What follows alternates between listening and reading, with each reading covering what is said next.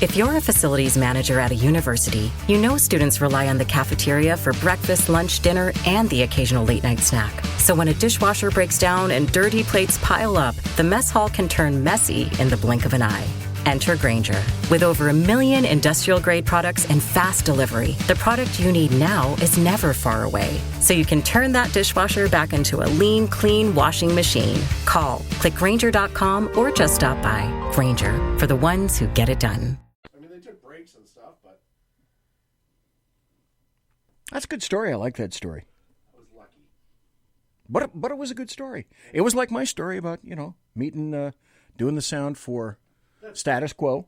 That's doing the sound and being backstage and meeting all those guys. That's totally different. Doing the sound for Status Quo in the 70s in Glasgow, Scotland.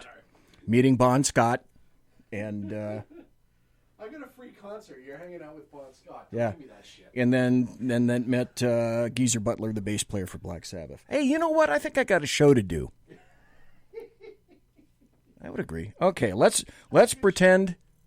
Okay, let's pretend like we're going to do a show. I'm going to turn my mic off because I had it on all that time. So let's pretend like we're going to do a show, and I'll be right back, folks. Okay? Here we go. Oh, wait, before I start doing a show, Jack, are you there? 2 phone calls, right? How you doing? Okay. No, it isn't a 2-call. It isn't the 2-call theory. It's the 1-call theory. Was your mic open? Well, yeah, it was. The sound engineer left his mic open? No, I did it on purpose, because damn, mister, you were telling great stories. I need everyone to know it. I know. Well, okay. I still have to do the intro to the show. Hey, Jack, how you doing? Good. Okay. All right, can you hang on a second? And I got a show intro to do. It's Thursday. It's August 27th, the year of our Lord 2020. Doing a little different. This will be an interesting show tonight before I even get things going. And I got to tell you why. Can I tell you why, Jack? Please. Okay. We're supposed to have riots today in Sacramento. I got information. I got information from my cop sources that there's going to be a protest at 5 p.m. Well, it's 8:02 on the left coast, and it's 11:02 on the right coast, and it's 1749 and 723.7 Mark 4 subsector paragraph 2 in Bolivian time, because I could never understand Bolivian time. And then, so there was supposed to be a protest at 5 o'clock, and there's going to be, I guess, a big shindig, translated because I speak leftist, riot at about 8:30 in, of course, this is perfect, Cesar Chavez Park in downtown Sacramento. Well, people, when I say, I emphasize this, and I'm not lying when I say this, I am literally 2 miles east of the Bill Mill, the Capitol building in 10th and L Street downtown.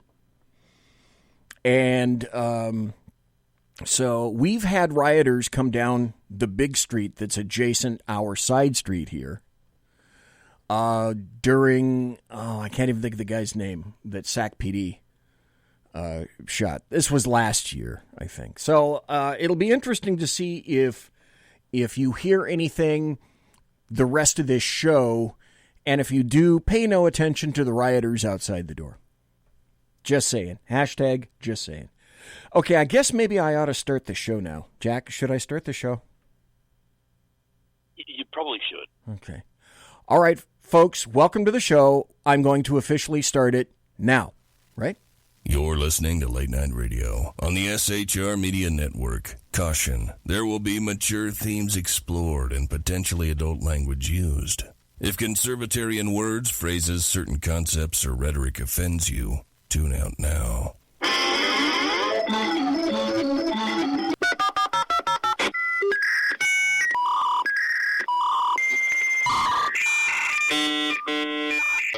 Uh-oh, guess what day it is? Guess what day it is? Huh? Anybody? Julie, hey, guess what day it is? Oh, come on, I know you can hear me. Mike. What day is it, Mike? magnificent bastard, I read your book.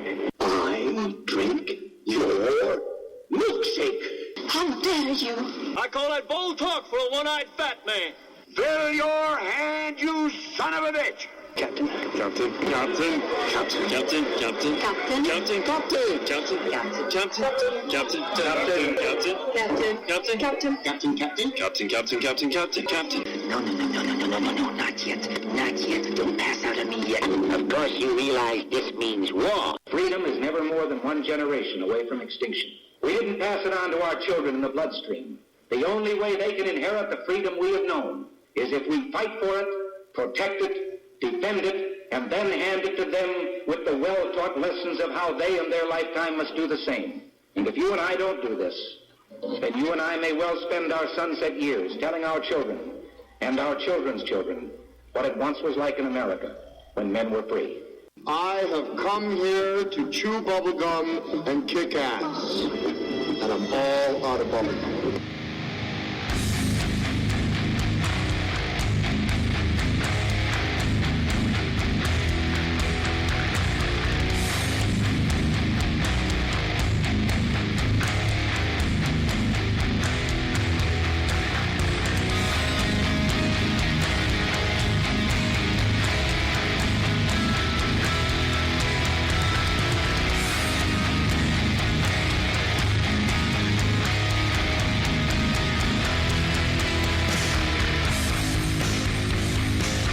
Ladies and gentlemen, boys and girls, children of all ages, welcome to BZ's Berserk Bobcat Saloon radio show, where I'm broadcasting behind enemy lines in occupied California. Always spell it with a K, a mere 2 miles east of the locus of evil on the entire left coast of Bill Mill, the belly of the beast, the Capitol building in downtown Sacramento, the 10th and L Streets, where late at night you can hear the death of common sense and its concomitant wail as it wafts from that putrefying edifice. The end of the show, when I exit the plush, resplendent, sumptuous, and palatial SHR Media studios, I'll be smelling the odoriferous stench of sulfur, brimstone, and evil emanating from that downtown edifice. Be forewarned, for the next 2 hours, it's nothing but my opinion and my opinion only. Because the fear porn that's gripped this nation, the saloon is no longer open, but I am still serving stiff drinks, facts, history, logic, rationality, proportion, context, tradition, intent, and common sense out the back door. Got to remind you also, we don't water our drinks just like we don't water our conversation, politics, religion, crime, culture, economics, race, sex, science, law. We talk about it all right here at the saloon. The speech is free, but the booze is not. This is 2020. I am done with bipartisanship and compromise. This is the new age in modern political warfare, because make no mistake, ladies and gentlemen, we are at war. It began with a soft coup against President Trump. It continues with a United States that has lost its mind and is ripe for two things: either utter capitulation or essentially Civil War II. If we lose freedom here in the United States of America, you're not going to have freedom most anyplace else. A ton of people in chat already, in Facebook chat. Leslie, welcome. Good to see you in chat. Barbara, happy birthday to Barbara. Good to see you there. Let's see, in SHR Media chat. Oh, is also Leslie and Sarah. Mike is in chat. Sergeant Booker is in chat. The Alaskan is in chat. And Jack Alexander, who's going to be on tonight, is in chat. Well, Jack was kind of always here. Now, because it's me, we set up the call in advance, and the first call through to Jack did what? Jack? It didn't work. It didn't work. So, Sergeant Booker in chat is saying, BZ, I'm looking at a faux book post from Antifa saying the protest is at 8 p.m. at Gallo Park, otherwise known as Cesar Chavez Park. Okay, a little bit of history. Sergeant Booker already knows. What then became appellated Cesar Chavez Park was formerly known as Gallo Park downtown in Sacramento, because that's where the winos used to go to drink, sup, and pass out. So there's a long, fortuitous history involved in Cesar Chavez Park, which is now Gallo Park. Tonight, for everyone, I get the feeling it's all going to kind of run together. I have got lots of cuts from the RNC, including one that if it doesn't make you tear up, then it's kind of like going to the Pearl Harbor Memorial. I don't know if you guys have been to the Pearl Harbor Memorial, or Jack, have you been to the Pearl Harbor Memorial with the battleship Arizona? No. Okay. No, but it is on my bucket list. Okay. I equate that with watching the changing of the guard at the Tomb of the Unknown Soldier in Arlington in D.C. You're not an American unless you shed some tears at either the Pearl Harbor Memorial or the changing of the guard at the Tomb of the Unknown. Guaranteed. And I've got some cuts. Democrats and leftists, in my opinion, are so out of touch. They have typified the RNC convention, this is the last night, night number 4, as dark and dystopian. Jack Alexander, would you quantify? Yeah, I don't know if you've seen any of the convention, but I have watched a portion of it when I can, when I'm not doing show prep and whatnot. The RNC convention would be the antithesis of dark and dystopian. I found it very, very positive. Did you happen to see any of it, Jack? Yeah, look, I've watched. Excuse me. I've watched a good portion of it, and dark and dystopian is not what I'd call it. Although I am going to say it has been a little. For me, it has been rather disappointing. Okay, how so? Well, as I mentioned on my show, the Trump hero worship has gotten nauseating after 3 days. Did President Trump's successes need to be documented? Oh, hell yes. That should have been day one.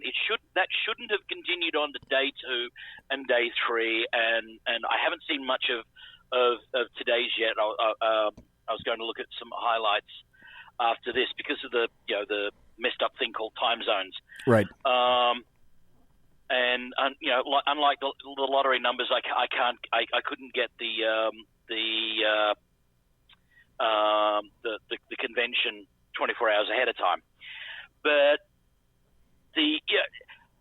what I wanted to hear out of the Republicans was what they were going to do about the rioting that's going on. When is the government really going to get behind law enforcement? What was the government? What's the plan for the Republican administration? Should they get a second term? What are they going to do about immigration reform to make it easier for the millions of people like me who have been driven to the point of bankruptcy trying to legally immigrate? These are the things that I wanted to hear, that I just every year I watch the RNC as much as I can. Every year I want to hear this, and every year I'm disappointed because nobody wants to touch these big ticket items because, well, they are political hot potatoes. Yes. Okay, yes, that is true. They are indeed political hot potatoes. It's funny you should mention, I got to turn my headphones up because I'm deaf as a post. There we go. Now I can hear. Funny you should mention immigration because I have a bit that I found recently that I'd like to play for everyone that relates to the previous occupant. You know, when you get mail, it's dear occupant. Well, this is the prior occupant. Now in 2018, they're telling you the existential threat to America is a bunch of poor refugees 1,000 miles away. They're even taking our brave troops away from their families. Listen, this is great. For a political stunt. President Obama is sending 1,200 National Guard troops to boost security along the U.S.-Mexican border. In addition to the troops, the president is also requesting $500 million for border security. We simply cannot allow people to pour into the United States undetected, undocumented, unchecked, right, and circumventing the line of people who are waiting patiently, diligently, and lawfully to become immigrants in this country. Yeah. Our message absolutely is don't send your children unaccompanied on trains or through a bunch of smugglers. We don't even know how many of these kids don't make it and may have been waylaid into sex trafficking or killed because they fell off a train. We have no way of tracking Obama deserves this. Our administration has moved aggressively to secure our borders more by hiring a record number of new border guards, by deporting twice as many criminal aliens as ever before. We need to try to incentivize Mexico to do more. We are also a nation of laws. It is wrong and ultimately self-defeating for a nation of immigrants to permit the kind of abuse of our immigration laws we have seen in recent years. If they've committed transgressions of whatever kind, they should be obviously deported. Right. We will try to do more to speed the deportation of illegal aliens who are arrested for crime. Illegal immigration is wrong, Chucky. Plain and simple. Until the American people are convinced that we will stop future flows of illegal immigration, we will make no progress on dealing with the millions of illegal immigrants who are here now and on rationalizing our system of legal immigration. When we use phrases like undocumented workers, we convey a message to the American people that their government is not serious about combating illegal immigration. Oh, really?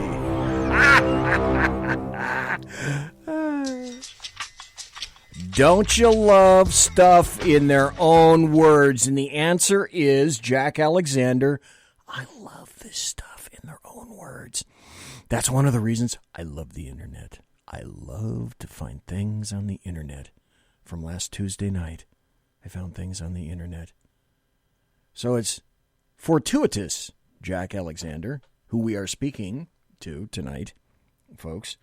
Jack is almost like the third unsung, very quiet member from down under of the SHR Media Network. But I should point out, pointingly, Jack has his own show. Jack, tell people about your show and where they can find it, please.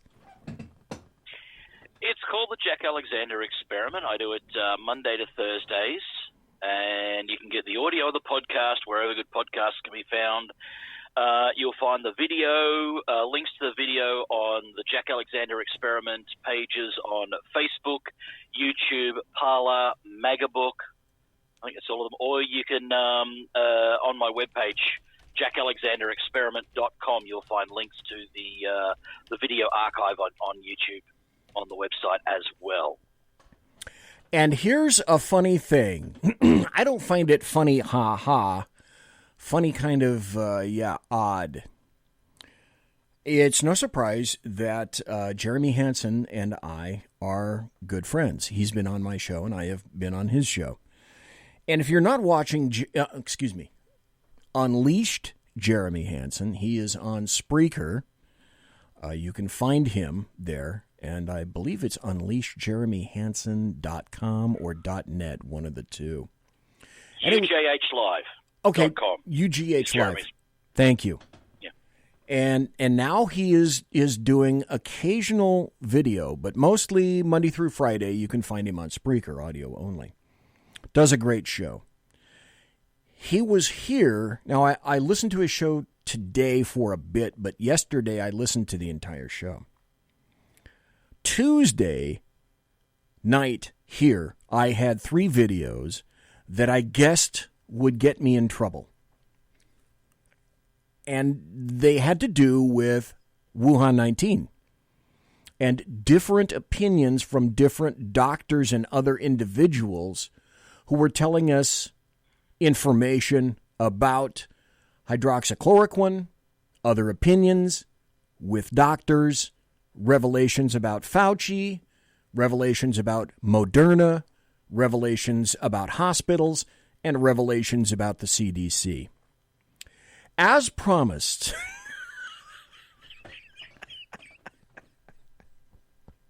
Facebook is so predictable. Fuck them. As promised, Facebook covered my video and said, all the information here is false. Every damn bit of it. But here's the sad thing. Now, I've started to say on this show, because I've never been a halfway decent self-promoter, but I'll say it now because I'm thinking about it. If you're watching me on YouTube, hit share, please. If you're watching me on Facebook, hit share, please. If you're listening on Spreaker, hit share, please. But it's funny you talk about Facebook and what they're doing. Of late, I've been having my own fights with Facebook, and Are you going to go with the chick, that gal that you told me about? Yeah. Okay. Folks, I got to preface. Jack, I got to do a little preface about this, because when you sent me the picture of this chick, I was astounded. Okay. I wish. Do I have it? I'm going to look on my phone. I think I have it. I'm going to have to show while you're talking. Anyway, what Jack is about to tell you, it's incredible. There really is a person like this, because he sent me the picture of this person, and then I sent him back a meme. Just, you can't write this stuff. Jack, take it away about Facebook. This sort of thing originally started on YouTube. People were actually putting in copyright claims against me for using my voice and my image without their permission. But then it's now migrated over to Facebook, where it appears that until this is settled, and they told me it's settled, but I'm still having trouble uploading videos to Facebook at the moment. But an 89-year-old woman from Turkey, originally thought she was Russian, but turns out she was from Turkey has a YouTube and Facebook channel that has videos of her doing traditional Turkish peasant food. And Facebook pinged me and said that my opening monologue, so it wasn't my graphic introduction, my music, or any video I showed, but my opening monologue, where I say, hello, welcome to the show, please check out my website, here's my email address, follow me on Instagram and Twitter, was owned by this 89-year-old sweet old Turkish woman. Okay, and now, if you're watching, folks, if you're watching on YouTube, or if you're watching on Facebook, this is the photograph that Jack sent me, and then I made a meme out of it. Tomorrow, Sanye on the Jack Alexander experiment. This is her, folks. This is her who's kvetching about Jack. I'm sorry. Well, I actually don't believe she's the one that did it. Okay. I really can't see an 89-year-old Turkish woman who no habla inglés.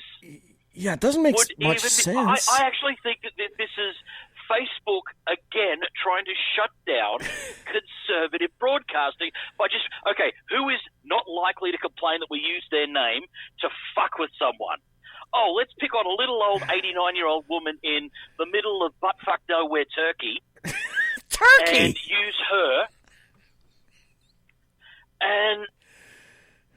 But the funny thing, the irony in all of this, I've actually now become a fan of her cooking videos. There are some really good, okay, I've got to run, the translated subtitles and so on. And if I download one of her recipes, it's got to go through Google Translate. But she cooks some really good food.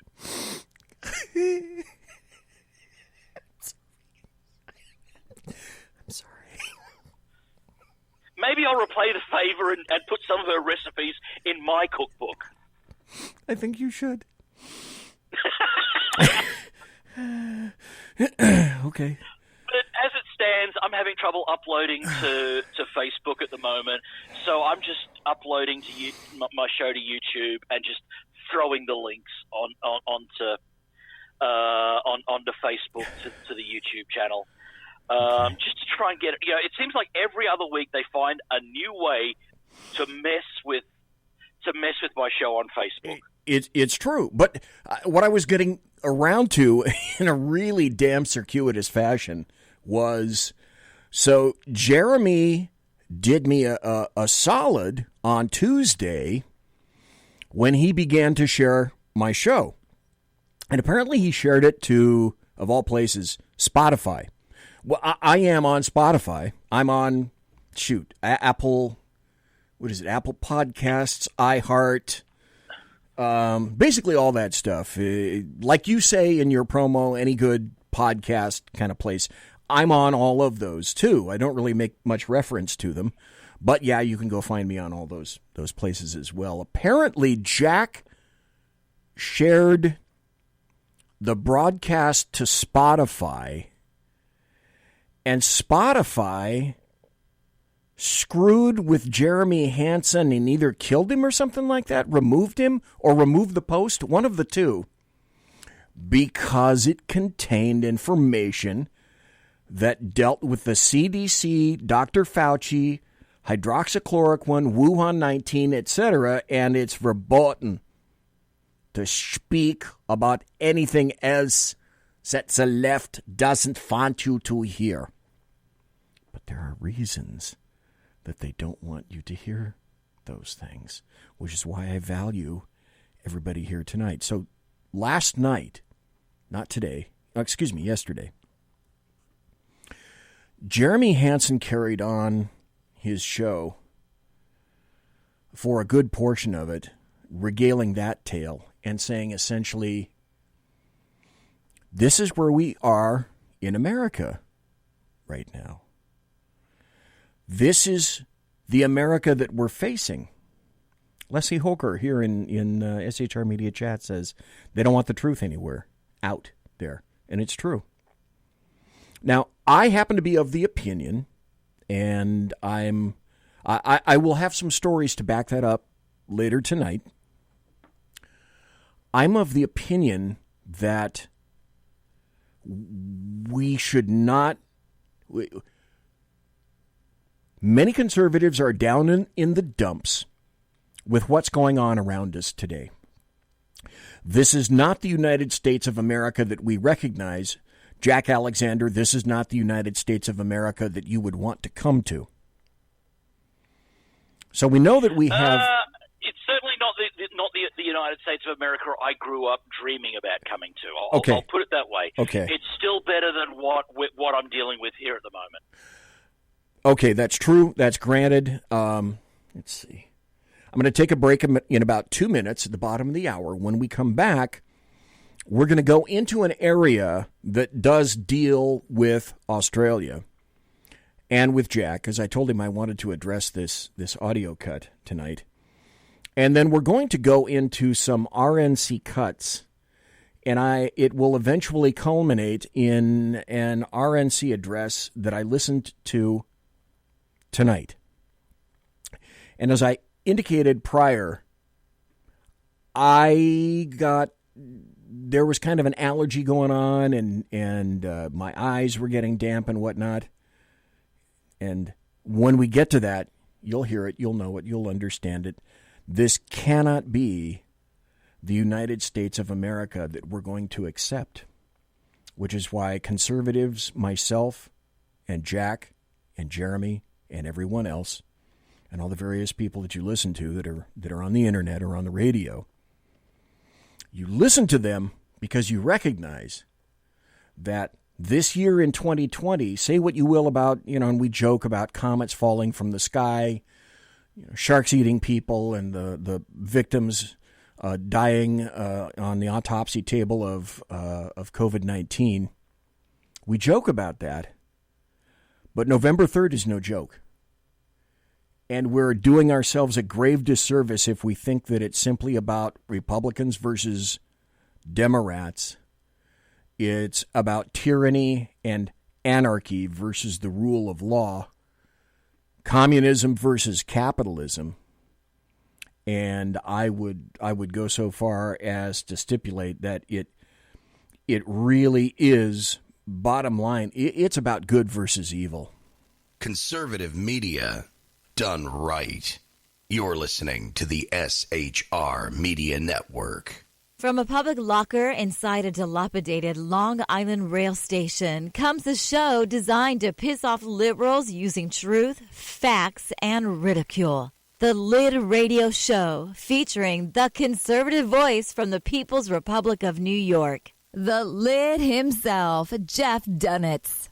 Tune in every Wednesday at 2 p.m. Eastern, 11 a.m. Pacific on the SHR Media Network. Go to shrmedia.com. At Lid Radio, we fight for the truth, justice, and a good kosher T-bone. If you don't listen, Hillary Clinton might sneak into your bedroom in her housecoat late at night and blame you for her election loss. It's the Lid Radio Show with Jeff Dunitz. For 50 years, I've seen the American people blinded by corrupt politicians, a lapdog media, and deceptive Islam. The one thing the elites fear is one man with a cane. I'm Dave Milner. Join me through Spreaker, iTunes, and SoundCloud, through SHR Media and the Western Free Radio Network, for half a century of experienced perspective on political and social issues, weekly on The Unpleasant Blind Guy.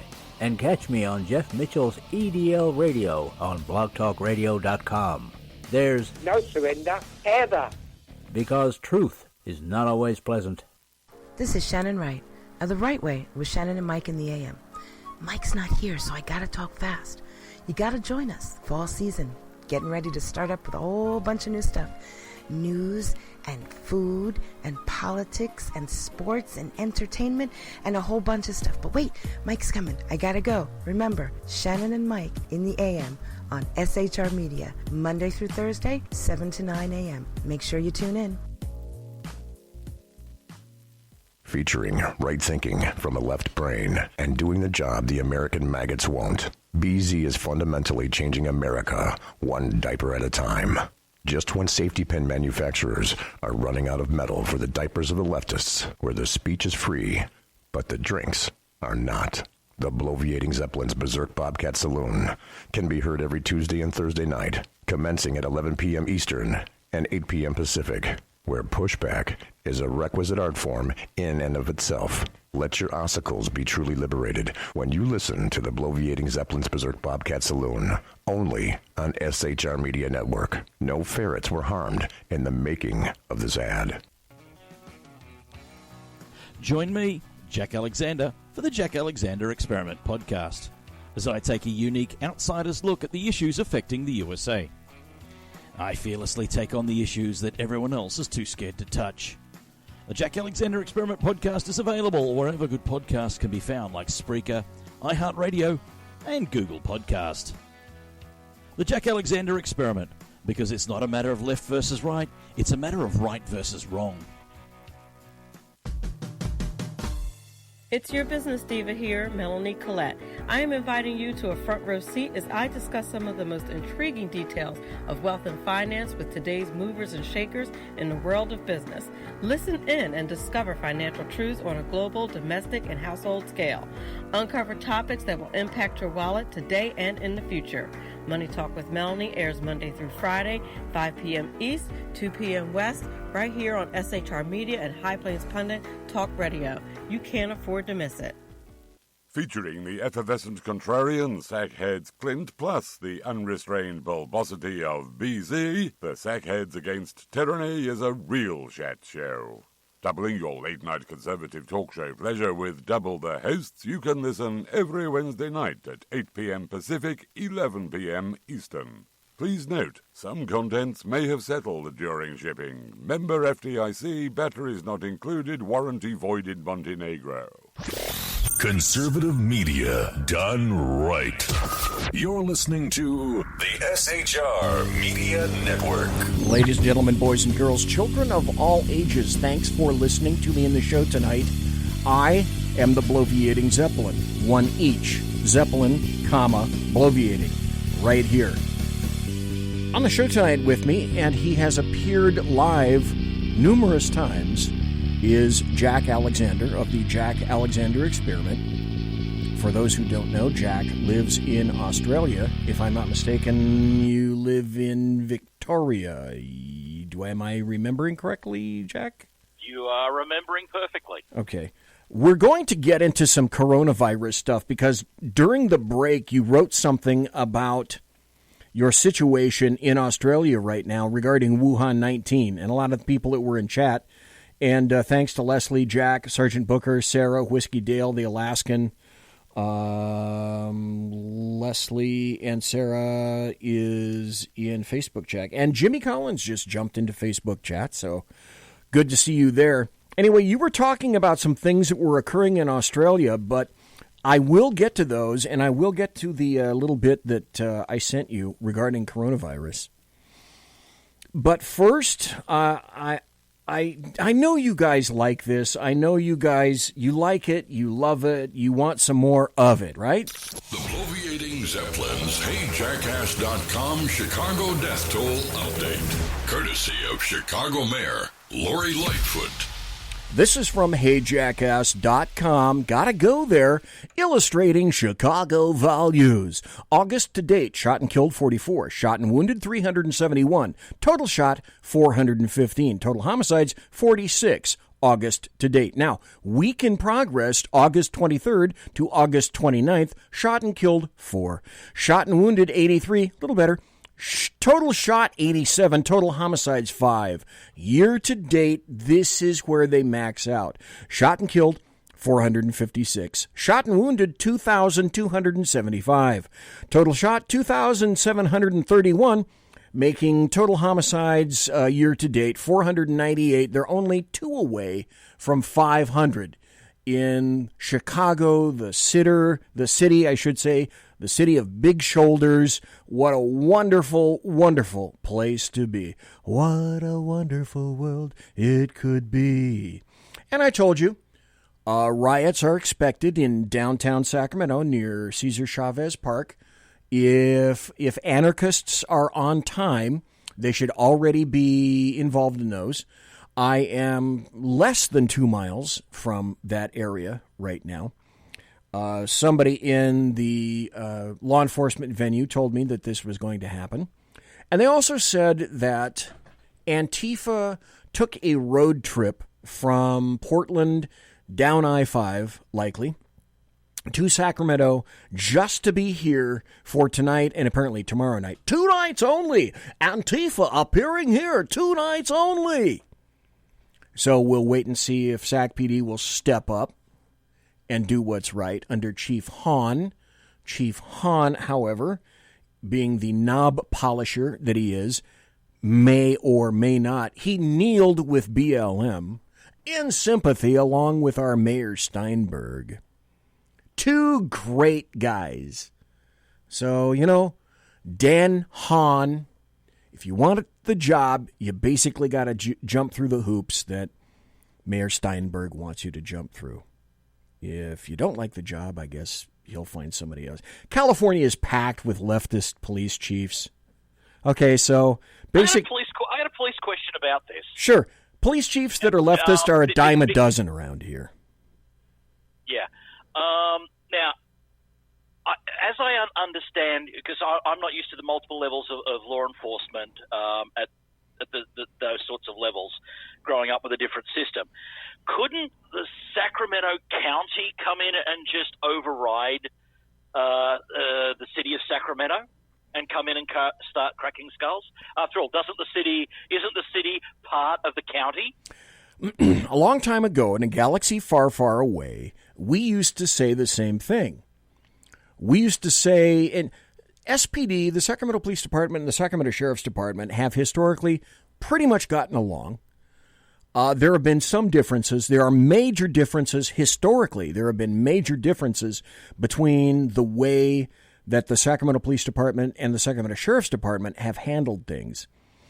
We have come in for mutual aid at the request of the Sacramento Police Department. That's happened a number of times in the past. And we have called for mutual aid from other law enforcement agencies, to include SacPD as well. The lines now are such that I don't know how this works anymore. A lot of cops are befuddled. We used to say, again, in the 70s, that, you know, if somebody from SacPD got a little salty with us, you know, and we made a vehicle stop with a guy in the back seat in the downtown area of Sacramento because somebody was doing something stupid in front of us, and we happened to be making a vehicle stop within the city limits, occasionally somebody would say, ha, it's the Sheriff's Department, you know, making a vehicle stop within the city of Sacramento. And our immediate response would be, that's funny. Your city happens to be within my county. So, okay. In any event, now whether SacPD will, if this pops off, don't know if it will, don't know if it yes or no.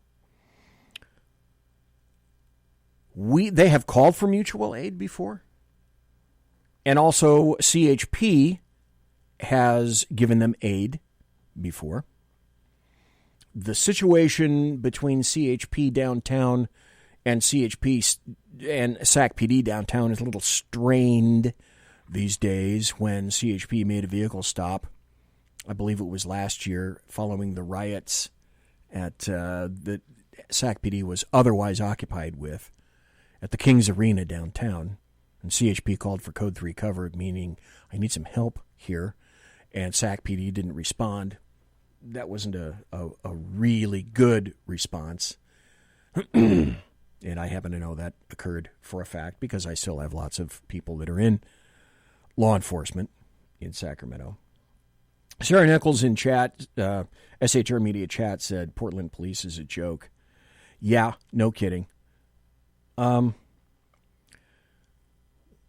Such is law enforcement now, Jack, that I am of the opinion right now we have a sheriff, Scott Jones, who is predominantly holding the line against stupidity. And as a result, in all the leftist media, the Sacramento Bee, etc., he's reduced to a stupid joke. Scott Jones is not going to be long for the sheriff's department position. We have a great DA right now in Anna Marie Schubert, but I would also wager that in the not too terribly distant future, she's going to be the last fairly decent DA that we have. And Scott Jones will be probably the last fairly decent sheriff that we have holding the line. Damn it, Jack, you're making me talk about something that I wasn't going to talk about until next week, but I'll talk about it now. There are a lot of bills in committee, and one of my resources tells me that most of these bills are anti-cop bills. One of them is AB 1185. Because Gavin Newsom, and if you can't see my hat in Facebook live streaming or in YouTube, my hat says, recall Gavin Newsom. Gavin Newsom is pissed off with various sheriffs up and down the state of California because they essentially on various occasions have told him to go to hell in terms of making arrests, etc., behind Wuhan 19. So he's crafting a bill in which sheriff departments will be emasculated and will have to answer to a citizens board similar to what city police chiefs have to, despite the fact that sheriffs are elected by the people and chiefs of police are appointed. So the bottom line behind all of this is that leftists want power in perpetuity, and they're not happy with anyone pushing back on any of that. I'll have more information in a bit about that bill and other things next week. Jeremy Hansen is in Facebook chat. Good to see you here. Maria is in Facebook chat. Jimmy Collins as well. Thank you guys for being here. We're talking to Jack Alexander tonight. In the chat room, Jack, you were having a tete-a-tete with somebody else regarding the state of Australia with regard to Wuhan 19, the coronavirus. Can you tell people what you were telling her, please? Well, it's worse in the state of Victoria. The Premier, even the leftist media maggots in this state are now saying, hang on, Premier Andrews. The Premier, to put it in is the equivalent of the state governor. Okay. Even the leftist media are now saying, hang on a second, Mr. Premier, you're now stepping on the democracy and you need to, people need to start asking for you to pull back your reins and so on. We've got headlines like Premier's grab for absolute power. The fury over the unchecked authority to impose restrictions on all Victorians until September of 2021. So the Premier is wanting to keep the way things are at the moment until 2021. We actually have police and military checkpoints spread out around the city and the state, checking people's papers. You can't, at the moment, the restrictions are we can't travel more than 3 miles from our registered address. And, of course, you have to have ID on you all the time. You've got to have ID on you all the time. It is actually a misdemeanor to walk the streets without ID during a time of an emergency. Actually, at any time, once you're over the age of 18. It's actually a misdemeanor offence to not have ID on you. Yes, you're allowed to travel beyond that if you have a medical appointment. And look, I'm in a small rural town, satellite town, just outside of the Greater Melbourne area. So for me to go to the next town and do shopping, I've got to travel more than 3 miles. It's 10 miles in any direction to the next town. If I want to go and shop at Costco, that's 20 miles away. And given we've got a large family consolidated under one roof at the moment because of this whole corona horseshit, right? Because you can't work, you can't get anywhere. Our little independent, a little IGA does not portion up its meat in sizes that will feed that you can prepare a meal for the size of the family. About the only place you can get meat in those sorts of proportions when you're feeding 5 adults and 2 elementary school kids is you go to Costco. Well, you can't go to Costco to do your shopping because it's 20 miles away. They had police checkpoints checking people's ID as they were walking into Costco. You live more than 5 kilometres or 3 miles away, here's a fine for $2,000. By the way, you want to argue about this, the fine jumps up to $10,000. And so okay, fine. I need to get a hearing test because I'm suffering from some bad tinnitus at the moment. Okay, I can get a hearing test done at Costco.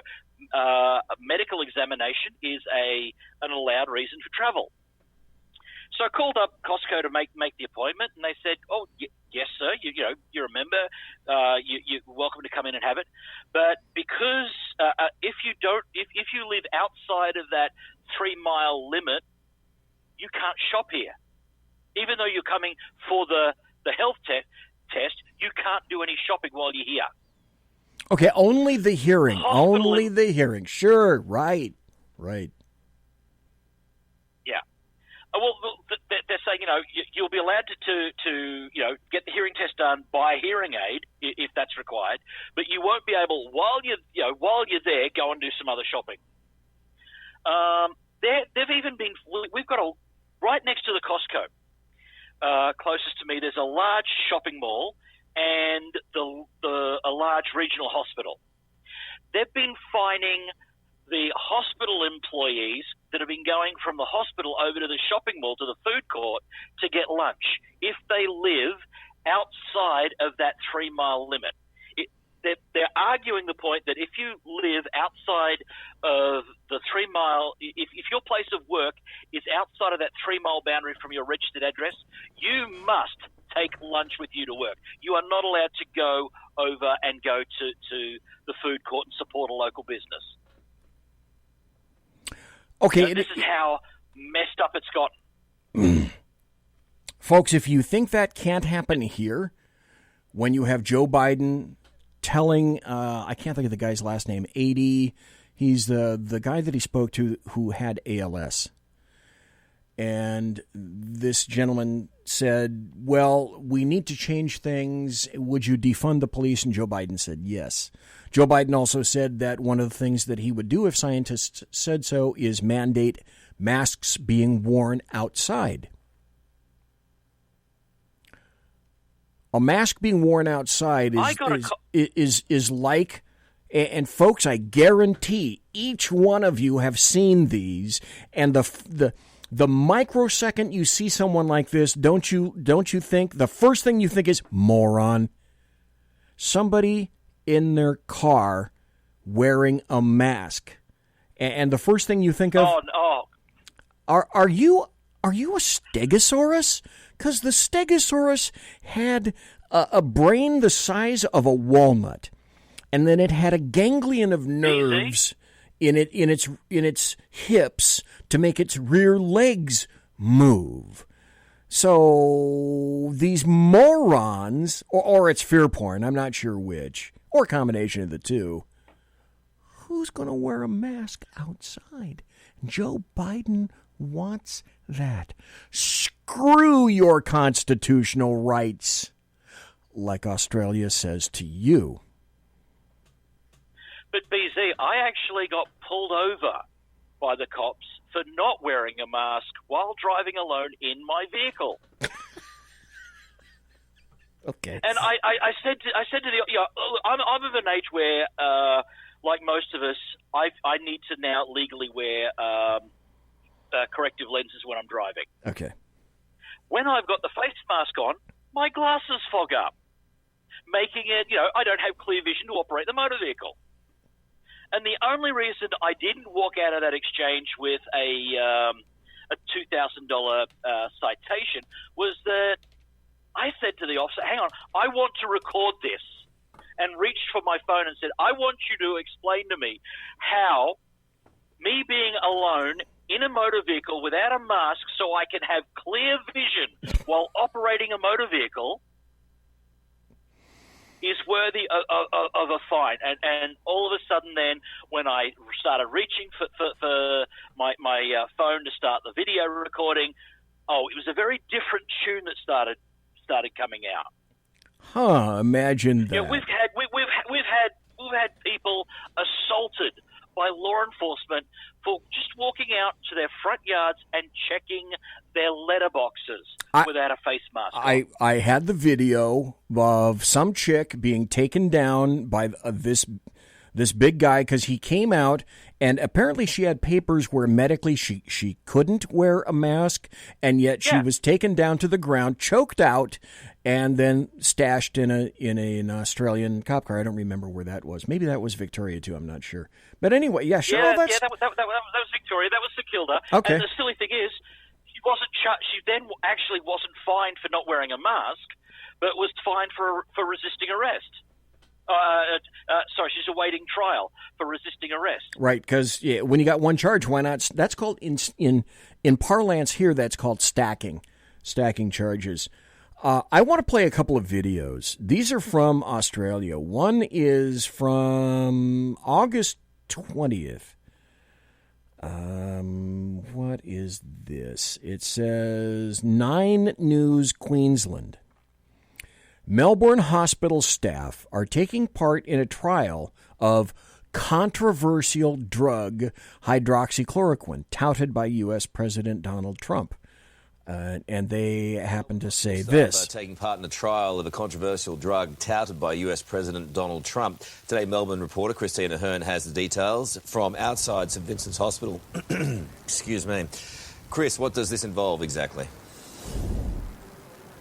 Well, Carl, I can tell you that St Vincent's Hospital is actively recruiting doctors and nurses to take part in a clinical trial to see whether the controversial drug hydroxychloroquine can prevent healthcare workers from getting COVID-19 while controversial drug they treat COVID patients. It does come after the government's own coronavirus task force recommended that hydroxychloroquine, once taken by US President Donald Trump, not be used in the prevention or treatment of the virus. So is that accurate, Jack Alexander? Australia recommended hydroxychloroquine? Nope. Nope. From the sources I have, hydroxychloroquine will only be given if you happen to be dying on a respirator in ICU.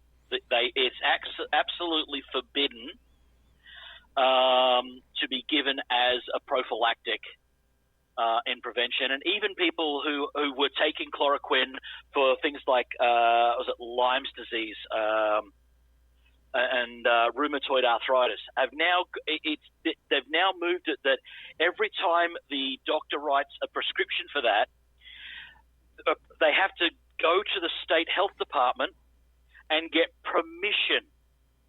So the pharmacist has state permission to issue that for the condition that they've got. And if they happen to write COVID down on there, it's not allowed. This was interesting. The head pharmacist of whatever appellation that would be in Ohio forbade Ohio pharmacists from dispensing hydroxychloroquine. The Ohio governor had a bit of a unpleasantness with this, and within, I think, about a week or so, they okayed it to be dispensed. But if I'm not mistaken, if I go up here far enough, it looks like Leslie said, and basically nailed it in SHR chat, where she said, masks and quarantines are for the sick. They're not for people who are healthy in a society. And that is absolutely true. Yet, leftist governors, mayors, etc., and the American media maggots, because they hate Trump and guaranteed this is all what it is, and money, power, and control with Fauci and Moderna and Bill Gates. That's a story for last Tuesday. Go see, folks, if you haven't yet, go watch my second hour last Tuesday night, this past Tuesday night, 2 nights ago, and listen to the 3 videos that I have right here. I want to play the rest of this, and let's see, like Mike in Facebook chat says, yeah, this is from Melbourne, who's talking Most now. Other major studies in Australia have since shut down, but this trial will be going ahead. It is in conjunction with the Walter and Eliza Hall Institute. It will take place over a 4-month period. Half the participants will be given the controversial drug, the other half a placebo. Already 40 participants from this hospital have signed up. But healthcare workers infected with coronavirus is becoming an increasing problem, a major strain on our healthcare system. There are currently 753 active cases, and I've been told in this hospital alone, 116 doctors and nurses have been infected with COVID-19 in the last 2.5 months. Okay, let's stop right there. How about, folks, a little reality check? And I think I said something like, this is... Let's put this all in perspective. Australia, as Jack knows, consists of 2.97 million square miles. It's not just a country, it's its own damn continent. On this continent, at last check, there were 572 deaths in all of Australia.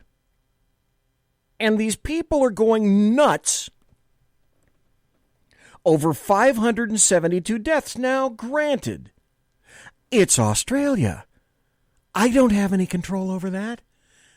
Countries get to do whatever the hell they want. It's their country. But I'm attempting to put things in perspective.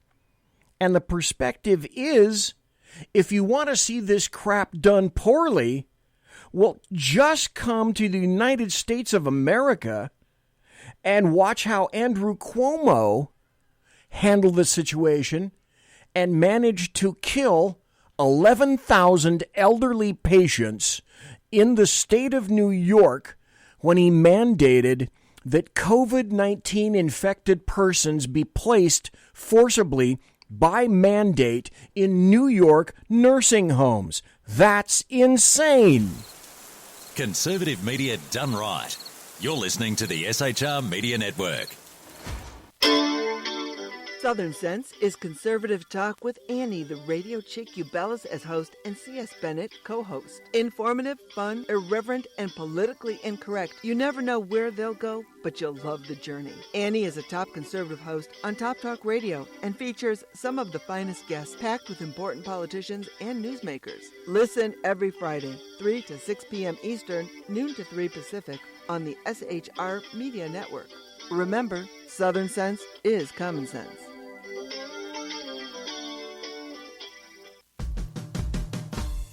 It's your business diva here, Melanie Collette.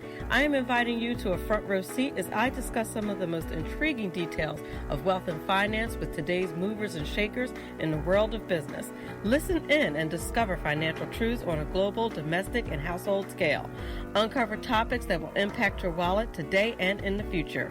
Money Talk with Melanie airs Monday through Friday, 5 p.m. East, 2 p.m. West, right here on SHR Media and High Plains Pundit Talk Radio. You can't afford to miss it. From a public locker inside a dilapidated Long Island rail station comes a show designed to piss off liberals using truth, facts, and ridicule. The Lid Radio Show, featuring the conservative voice from the People's Republic of New York. The Lid himself, Jeff Dunnett. Tune in every Wednesday at 2 p.m. Eastern, 11 a.m. Pacific on the SHR Media Network. Go to shrmedia.com. At Lid Radio, we fight for the truth, justice, and a good kosher T-bone. If you don't listen, Hillary Clinton might sneak into your bedroom in her housecoat late at night and blame you for her election loss. It's the Lid Radio Show with Jeff Dunnett. Conservative media done right. You're listening to the SHR Media Network. Good evening. Broadcasting behind enemy lines in occupied California, the bloviating Zeppelin's Berserk Bobcat Saloon radio show is featured on the SHR Media Network every Tuesday and Thursday night for 2 hours at 11 p.m. Eastern and 8 p.m. Pacific. Whilst manufacturers are running out of metal for the diapers of the leftists, BZ continues to radically change the world of leftists, one diaper at a time. Stop balancing your checkbooks. Stop cleaning your fish tanks. The bloviating Zeppelin's Berserk Bobcat Saloon radio show is your magnet for truth, justice, obesity, a darkened studio, and late-night freedom. No United States of America freedoms were abridged in the making of this ad. This is Shannon Wright. And this is Michael Wright. Reminding you to listen to The Right Way with Shannon and Mike. Every Monday through Thursday. 7 to 9 a.m. Right here on shrmedia.com.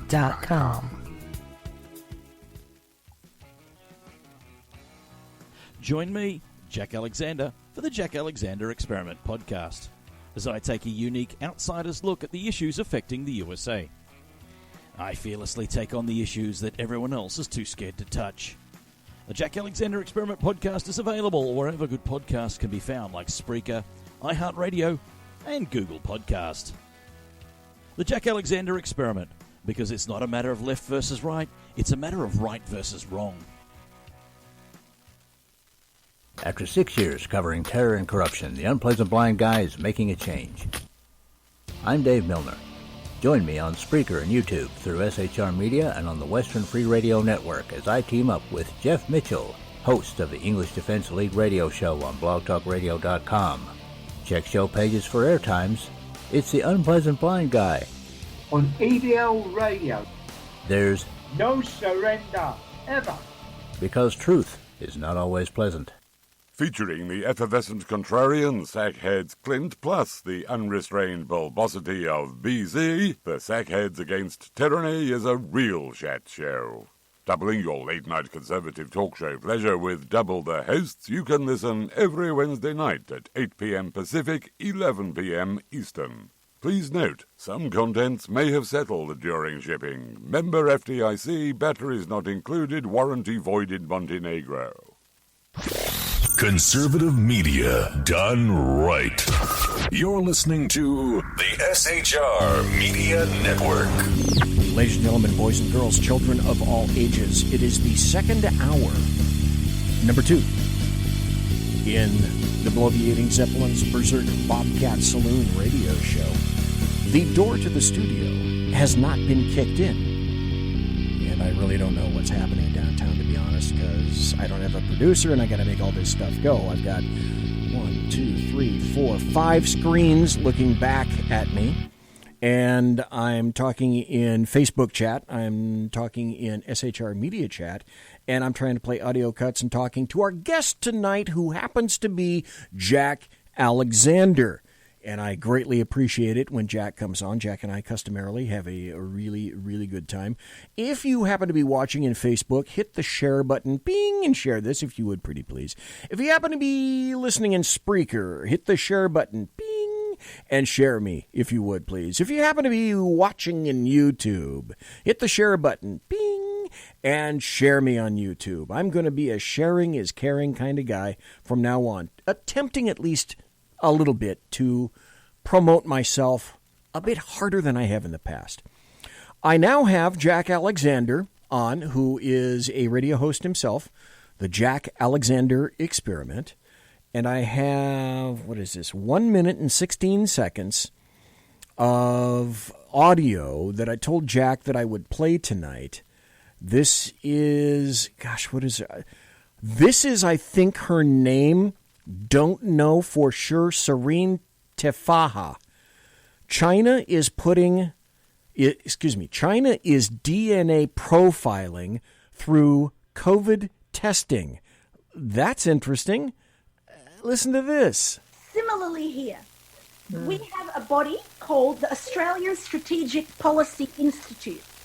And the Australian Strategic Policy Institute looks at contracts and looks at security risks for this country. And you know what they've produced? I'll tell you what they produced. What they produced is a report to identify that the 10 million RT-PCR tests that we got from Chinese company called Beijing Genomics Institute is actually doing a fantastic job of DNA profiling for the Chinese government. They're actually building a police-run DNA database. And I've got all the reports. They're all online. The Australian Strategic Policy Institute warned the government of the security risk of using the RT-PCR tests, the 10 million of them that brought in, okay, for the fact that the BGI is related very strongly to companies that are engaging in DNA dragnets, profiling DNA. That's right. The RT-PCR tests are not so reliable for COVID-19, but they're pretty good at getting your DNA information. Funny how that works out. Isn't it, Jack? Yeah, look, I contacted the Strategic Policy Institute. I could not verify the report that she's talking about. Okay. However, a few phone calls and conversations to places that are doing testing did confirm that the tests were made in China. So I'm sort of in two minds about that. I can't confirm that the report that she's talking about exists, but I can confirm the other part of her story. And that the database that's being entered on was sold with the tests to the Victorian government. and it's being they're getting online tech support from China. The Chinese company has open access to that database for tech support reasons. Well, anyone that's worked in network administration knows that tech support usually requires some level of God-level access to the networks. So accessing that information for nefarious purposes by the Chinese government would be relatively simple. It's no secret that I have been watching the DNC. Well, I did. Okay, I admit it. I did watch part of the DNC last week convention. But I have been following some of the speeches that have been given, and I've got 1, 2, 3, 4, 5. I don't know if I'll have time for them for the rest of the hour. But since we've gone to China right now, I have one from a Chinese speaker, Chen Guangcheng. He's blind, and he's reading his speech by Braille. But he's a Chinese activist that spoke last night at the RNC. Following his speech, and Jack, if you have anything you want to say during the speech, just jump in, interrupt, and I'll stop it, and you can make whatever comments you wish. He's a Chinese activist who is telling us about the nature of China, and right after this, today, a story about China emerged that we will talk about next. This is RNC, Night 3. This is Chen, now I forgot his name already. Chen Guangcheng, a blind activist. He's reading his script by Braille. What a courageous dude. Greetings. My name is Chen Guangcheng. Standing up to tyranny is not easy, I know. When I spoke out against China's one-child policy and other injustices, I was prosecuted, beaten, sent to prison, and put under house arrest by the Chinese Communist Party, the CCP. In April 2012, I escaped and was given shelter in the American Embassy in Beijing.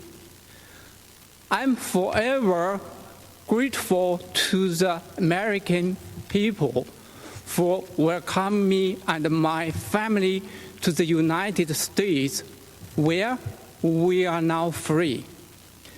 The CCP is an enemy of humanity. It is terrorizing its own people, and it is threatening the well-being of the world. In China, expressing beliefs or ideas not approved by the CCP, religion, democracy, human rights can lead to prison. The nation lives under mass surveillance and censorship. The U.S. must use its values of freedom, democracy, and the rule of law to gather a coalition of other democracies to stop CCP's aggression. President Trump had led on this, and we need the other countries to join him in this fight, a fight for our future. Standing up to fight unfairness isn't easy, I know. So does President Trump, but he has shown the courage to wage that fight. We need to support, vote, and fight for President Trump for the sake of the world. Thank you. He's right. China is the enemy of the United States. China is the enemy of the world. Any thoughts about that speech, Jack Alexander? Well, I'm glad you mentioned China because and COVID with this, because within Australia there is a hotel chain that is being used as quarantine hostels. Okay. Run by a Chinese company, where if you get test positive and you get sent to this, you will get charged anywhere from $1,500 to $3,000 a week for the privilege of being unlawfully incarcerated there, and an extra $65 per day per person to be fed while you're there. And the local news outlets, I think it was Channel 9, it might have been Channel 7, was sent video from a family that was being stuck in one of these quarantine hotels. And let's just say there was better value being supplied under Michelle Obama's school lunches plan to what's being served up at $65 a day in these things, if they get fed at all. There have been reports in several of these, not just at the two hotels in Melbourne, but right around the country, all run by the same Asian conglomerate based out of China, that people have been lucky to get one meal per day. And we are talking about families, with babies and so on, and they're not getting fed, even with what's going on in there. These abuses are going on, and when they tried complaining to management about this, it was basically, you sick, you shut up. You have no rights. They tried complaining to the government. It's a case of, well, you're infected with COVID. What do you expect? You've got no rights. Shut the fuck up. So they went, and when the liberal media has to cover this, you know the abuses are going too far. When you've got liberal news networks saying, this is the situation at the moment. You get caught with vaccine. You get caught with COVID, and you get dragged off, kicking and screaming, for the pleasure of paying up to $3,000 a week to stay here, and then several $100 per a week per person to be fed. That this is your penalty for being caught outside and infected with COVID. Again, it's another scare tactic to try and keep people illegally under house arrest. I mean, it's the first time in my life that they have essentially placed an entire state of some 6 million people under house arrest for the crime of breathing or having just living within the state of Victoria. For the tune of 572 deaths. Now, comparatively, like I said, Australia, that's your own company. That's for the entire country. That's for the entire country. That's my point. And as I say in the intro, every night, leftists in particular have no sense of facts, history, logic, rationality, context, tradition, intent. And the other one that I leave out, that I make sure that I put in there, is proportion. Where is the proportionality of all of this? Locking down an entire populace of a continent as compared to, the rest of the world, when there are 572 total known deaths from Wuhan 19 in Australia. Proportionally, you guys are insane. I mean, the United States, we rival you with insanity in lots of other areas, but we're not quite there with that type of insanity yet. And I certainly understand why you rail against this.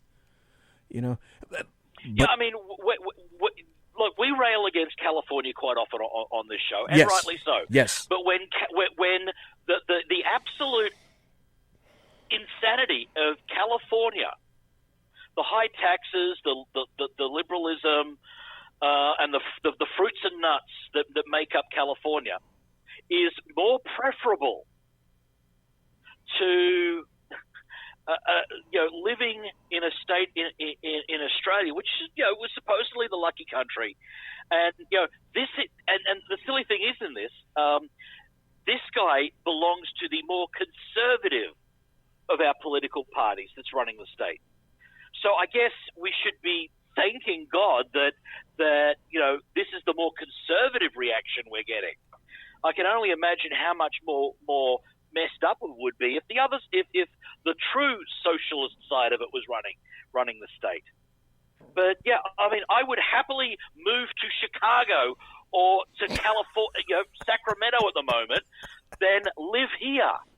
That's how fucked up it's gotten. This is not what I spent 10 years of my life as a member of the Australian military protecting. I am absolutely ashamed of being an Australian these days. Let me ask you this. I read this article, and trust me, folks, somebody else send me a message and say, are you going to get back to that China article that you promised? Yes, I am going to get back to the China article because we listened to that one particular Chinese dissident, and I have other audio cuts to play from the RNC, one of which I am definitely going to get in before the end of the show. But last Tuesday night, from LifeSite News, and once I read this, then I want Jack to weigh in on what could or is happening in Australia behind this. Doctors lay out plan to punish people who refuse coronavirus vaccine. There is no alternative. This is from an article August the 11th. A coronavirus vaccine should be mandatory, and tax penalties, higher insurance premiums, and denial of many government and private services ought to be considered for those refusing the shot, two doctors and an attorney argued in USA Today. While the measures will be necessary to defeat the coronavirus will seem draconian, do you think? Even anti-American to some? Yeah. We believe that there is no alternative. Simply put, getting vaccinated is going to be our patriotic duty. Is it to that point, Jack Alexander, in Australia yet? A proposal that's come out, what they did with vaccinations here, if you were on any sort of government benefit, was that they would start. They can't legally mandate you to do it, but what they turned around and did was, if you have government, you can't apply for a government welfare unless you are vaccinated. If you have children and you get, say, the parenting allowances and stuff, and you don't get them vaccinated, they will start reducing your payments every fortnight. So it gets paid every 2 weeks until such times as they are vaccinated. So basically they're saying, Daniel Andrews, the Premier of the state, is saying that anyone that refuses to get vaccinated and is on any sort of government welfare will have their entitlements, or their benefits slowly reduced to zero, or until they comply. Right, because, look at it this way. Hey, Jack, that's not mandatory. You just can't get stuff. We're not telling you it's mandatory. You just can't have insurance. We're not telling you it's mandatory. You can't go into a store. We're not telling you it's mandatory. You can't go into a bank. We're not telling you it's mandatory. You can't go to work. We're not telling you it's mandatory. You can't get into public transit, a bus or a car or a subway or a train. So we're not telling you it's mandatory because we're not telling you it's mandatory. Jack, jeez, it's not mandatory. Yeah. Or is it? I mean, well, that's it. With the roadside sobriety checkpoints here, you don't have to. Police don't have the authority to compel you to take a breathalyzer test, but should you refuse, your license is automatically revoked. All right, because they have these lovely backdoor ways of getting around, a lot of this thing, and you try and complain about it, and they just keep ramping the fines to the point where you just cannot afford to fight it. Here is I've said this any number of times, one of the reasons, sadly, Jack Alexander, I kind of like to use you as an illustration. Australia is an excellent illustration of what not to do if you're a country, and what leftists have done there with you want to do here in America. And we're make no mistake, we're in a war, not yet a total civil war, getting there. But leftists want you unarmed. Folks in Australia are predominantly unarmed. That's and you cannot fight back from police or military oppression. Does it occur? Yeah, it does. Has it occurred in America? Not like it is in Australia, yet we have example after example after example here in the United States of what I consider to be stupid police departments and ridiculous officers who don't know when to say no, making arrests behind people in the water by themselves during coronavirus, in a park playing with their child, arrested. This stuff is still continuing, not like it was. But contrast, as my law professor, Elton Long, used to say at Sac State, contrast and compare this to what's happening then and what leftists want to occur to you under Biden. If Fauci suggests one day, Joe, everybody in the U.S. ought to be wearing a mask, Biden has said, I'll do that. I'll make a federal mandate.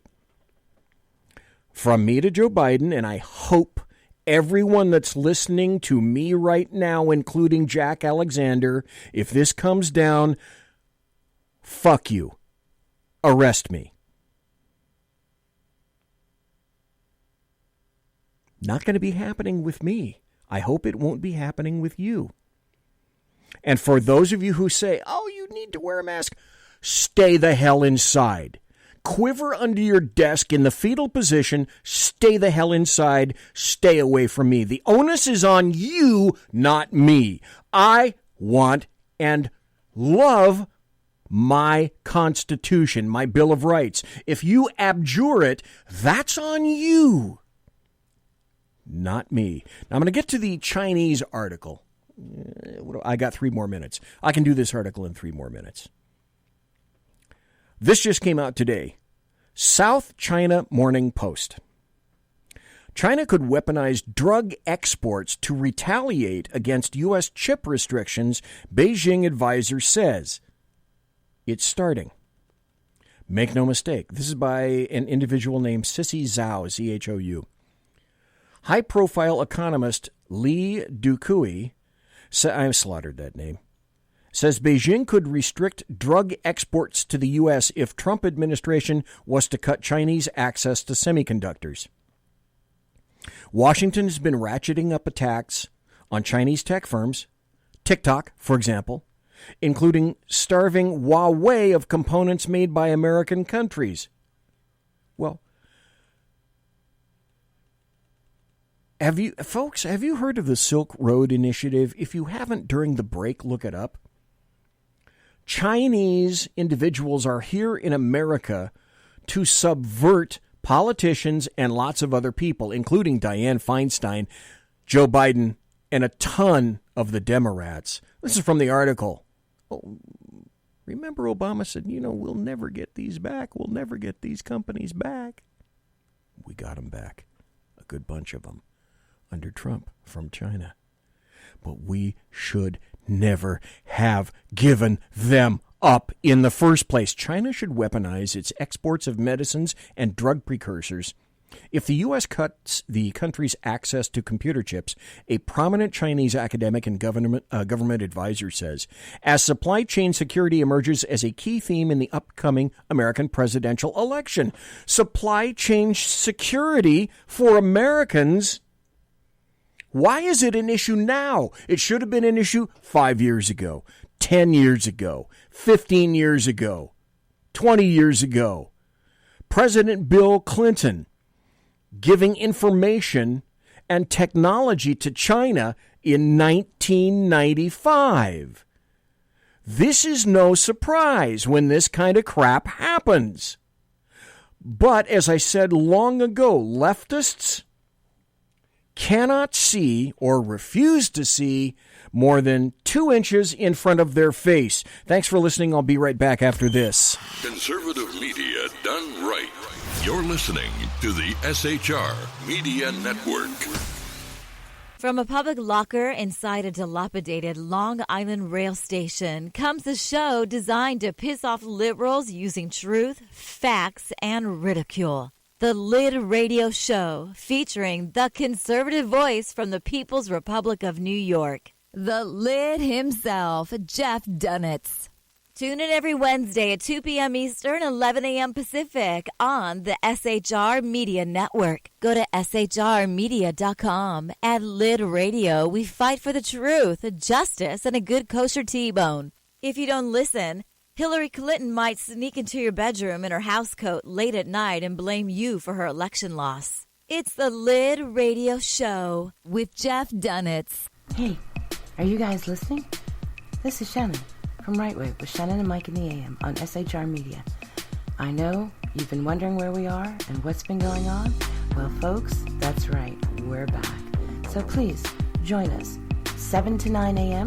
Monday through Thursday on SHR Media, on Spreaker, iHeartRadio, and Spotify, and Facebook Live at 11 a.m. on Right Way with Shannon and Mike in the AM at Facebook. You don't want to miss a minute. We've got lots of guests, lots of segments, and lots of interesting things. And let's face it, there's nowhere for you to go, so you might as well tune in. Again, Right Way with Shannon and Mike in the AM. We're back live on the air on SHR Media, 7 to 9 a.m. Monday through Thursday, audio and Facebook Live, audio and video. Yes, we are going to do video. Facebook Live, Right Way with Shannon and Mike in the AM. Hope to see you soon.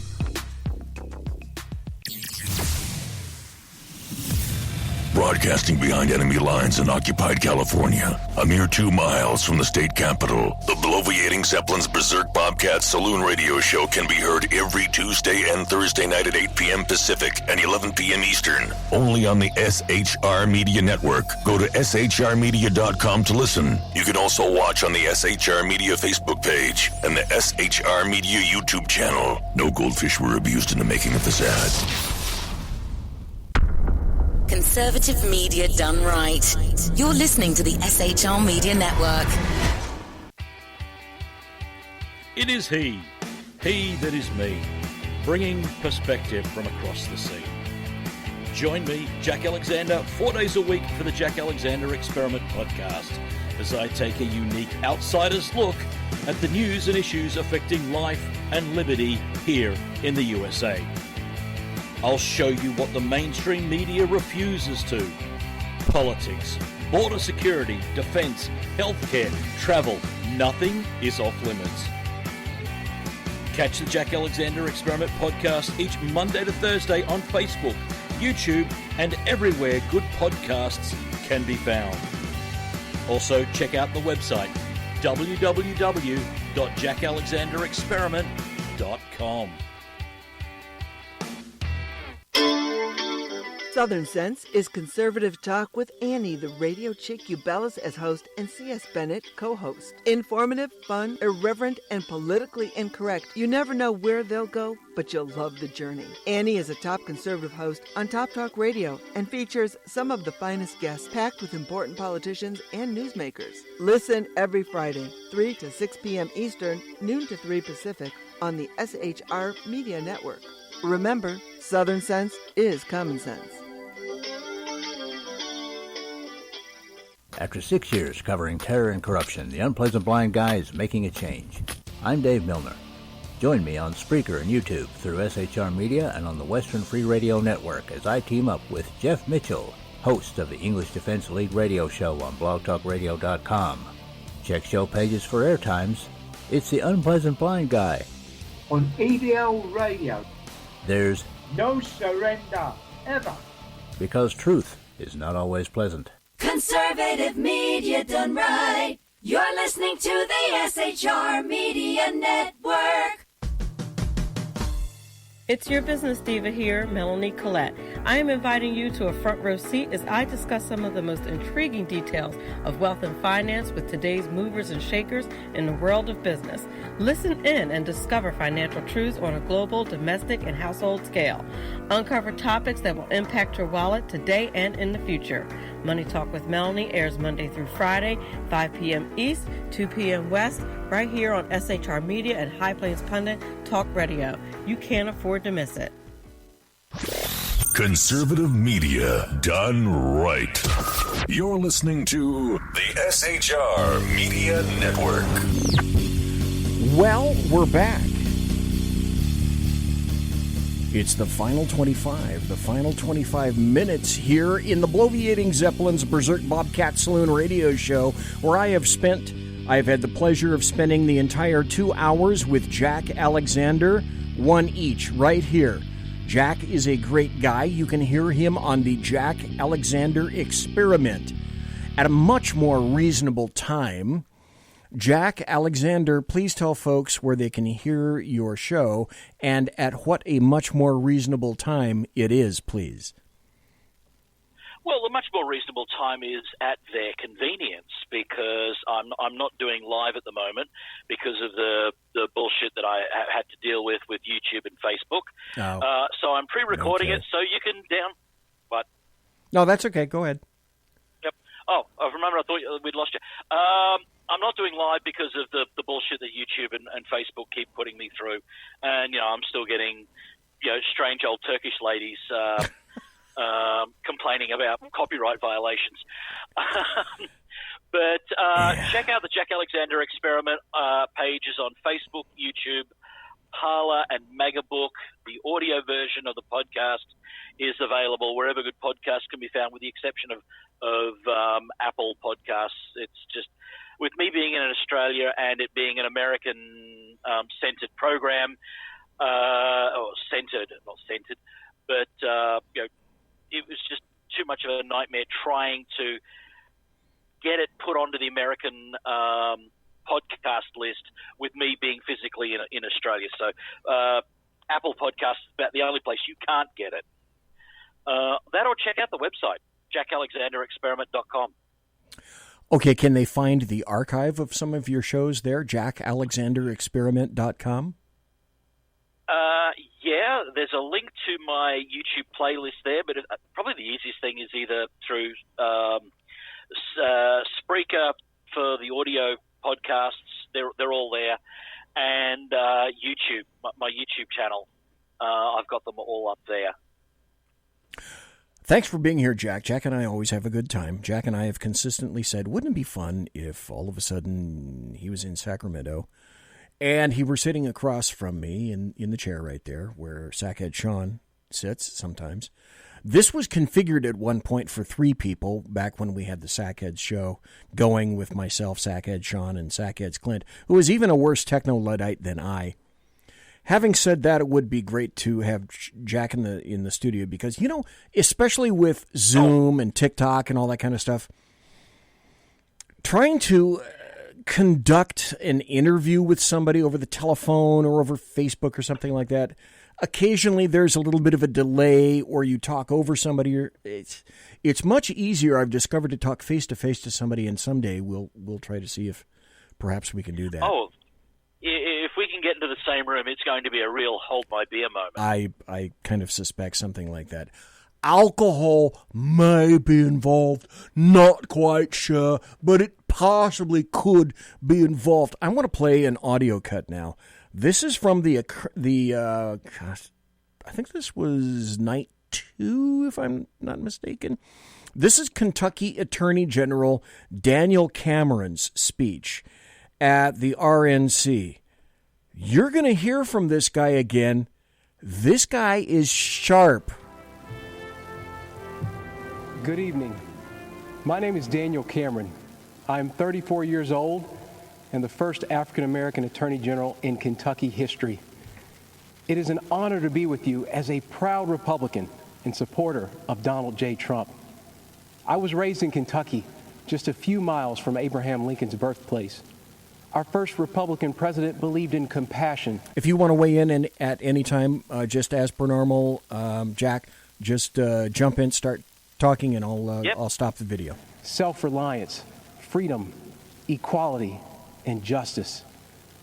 Sadly, there are some who don't believe in this wisdom or in the better angels of our shared American history as they tear down the statues of people like Ulysses S. Grant, Frederick Douglass, and even Mr. Lincoln himself.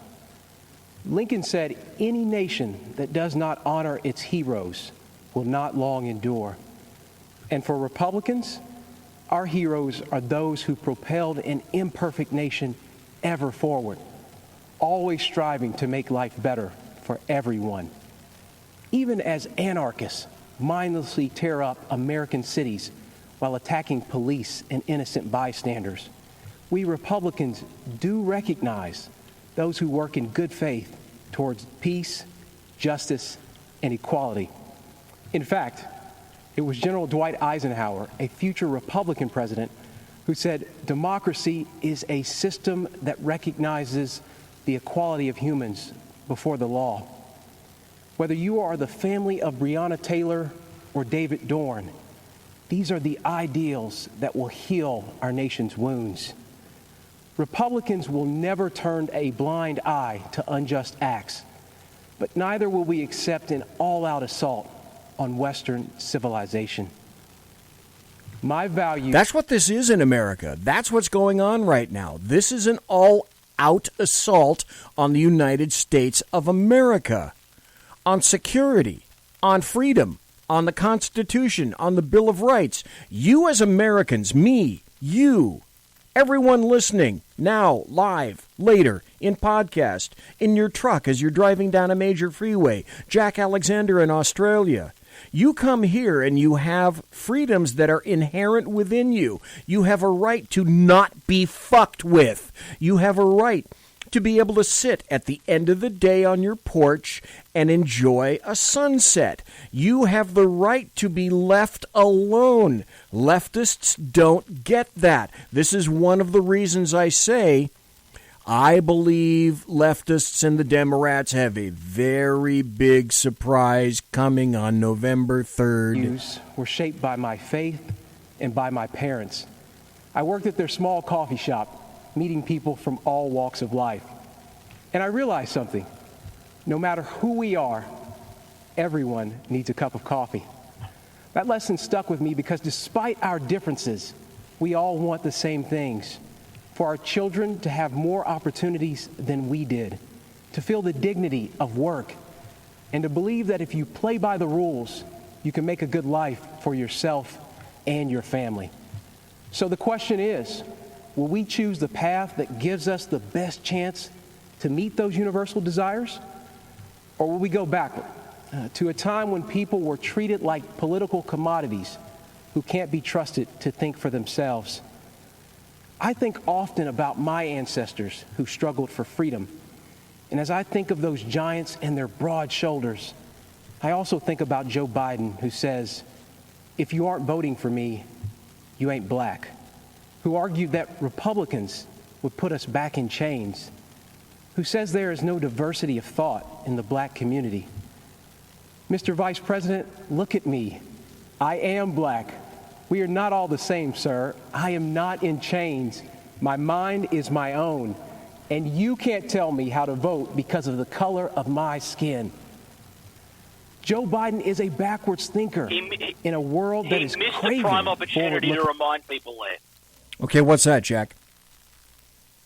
He missed the prime opportunity to remind everyone that it was the Democrats who voted to keep all black people in chains. That's an excellent idea. That's an excellent observation. But you see, this all works together. Everything dovetails in what we're seeing right now in 2020. Everything dovetails. And it's right out of Engels and Marx. Taking down history, taking down statues, removing history. You know now that Snopes is telling everybody that Joe Biden didn't say or didn't support, I'll defund the police. I'm God, if I ever have the opportunity to do this on the air, if I have the technological ability, because I just did this the other day. I set up on a screen, and I'd love to be able to show you people on video. I had Google on one side, and I had either DuckDuckGo or Bing or some other search engine on the other, and I searched for the same thing. Google gave me nothing but leftist crap on the left, and DuckDuckGo or Mozilla or Bing, whatever the hell it was, gave me what I was actually looking for on the right. And if you don't think that's happening with every search you make today, folks, it's happening. Google and lots of other leftist sites won't let you see the truth anymore.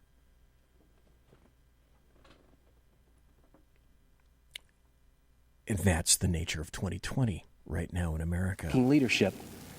There's no wisdom in his record or plan, just a trail of discredited ideas and offensive statements. Joe Biden would destroy jobs, raise our taxes, and throw away the lives of countless unborn children. And he is captive to the radical left, a movement committed to cancel culture and the destruction of public discourse. They believe your skin color must dictate your politics. And if you fail to conform while exercising your God-given right to speak and think freely, they will cut you down. The politics of identity, cancellation, and mob rule are not acceptable to me. Republicans trust you to think for yourself and to pursue your American dream however you see fit. Mr. Lincoln said the dogmas of the quiet past are inadequate to the stormy present. The occasion is piled high with difficulty, and we must rise to the occasion. I believe Donald Trump can meet Lincoln's mandate, even as Joe Biden remains trapped by his own failed record and by the radicals who dominate his party. Let's be honest, no one is excited about Joe Biden, and so I ask you to judge the record. On criminal justice reform, Joe Biden couldn't do it, but President Trump did. On the economy, Joe Biden couldn't do it, but President Trump did build an economy that worked for everyone, especially minorities, and he will do it again. And on immigration, Joe Biden promises more to illegal immigrants than he does to you. But President Trump believes his highest duty is to the American worker. The choice is clear. Let me close with something my mom told me. This country's many faces comprise a family, not separate parts to be divided against each other. And like any family, we care for one another. We grieve together. We share our burdens and our struggles, and we celebrate our successes. And though we fuss and fight, we are not enemies. We are Americans, united by a collective faith in our Constitution and laws and the fundamental fairness they represent. We are defenders of life and of individual liberty, and we carry the mantle of Eisenhower and of Reagan to be a force for good in this world, and one that must always be reckoned with. That's my Republican Party, the party of Lincoln, that believes America is an indispensable nation, an evergreen tree, standing tall in a turbulent world. And that's why I am voting for Donald Trump for president. Thank you, and God bless. That was perfect. Great insight. And I submit that there's an issue. There's a problem. I'm going to go into this. I may end up going a couple of minutes into overtime because there's one 5-minute video that I definitely want to end on this. And Leslie Holker, bravo to this guy. Yeah, the Kentucky AG, you're going to see this dude again. Guaranteed you're going to see this dude again.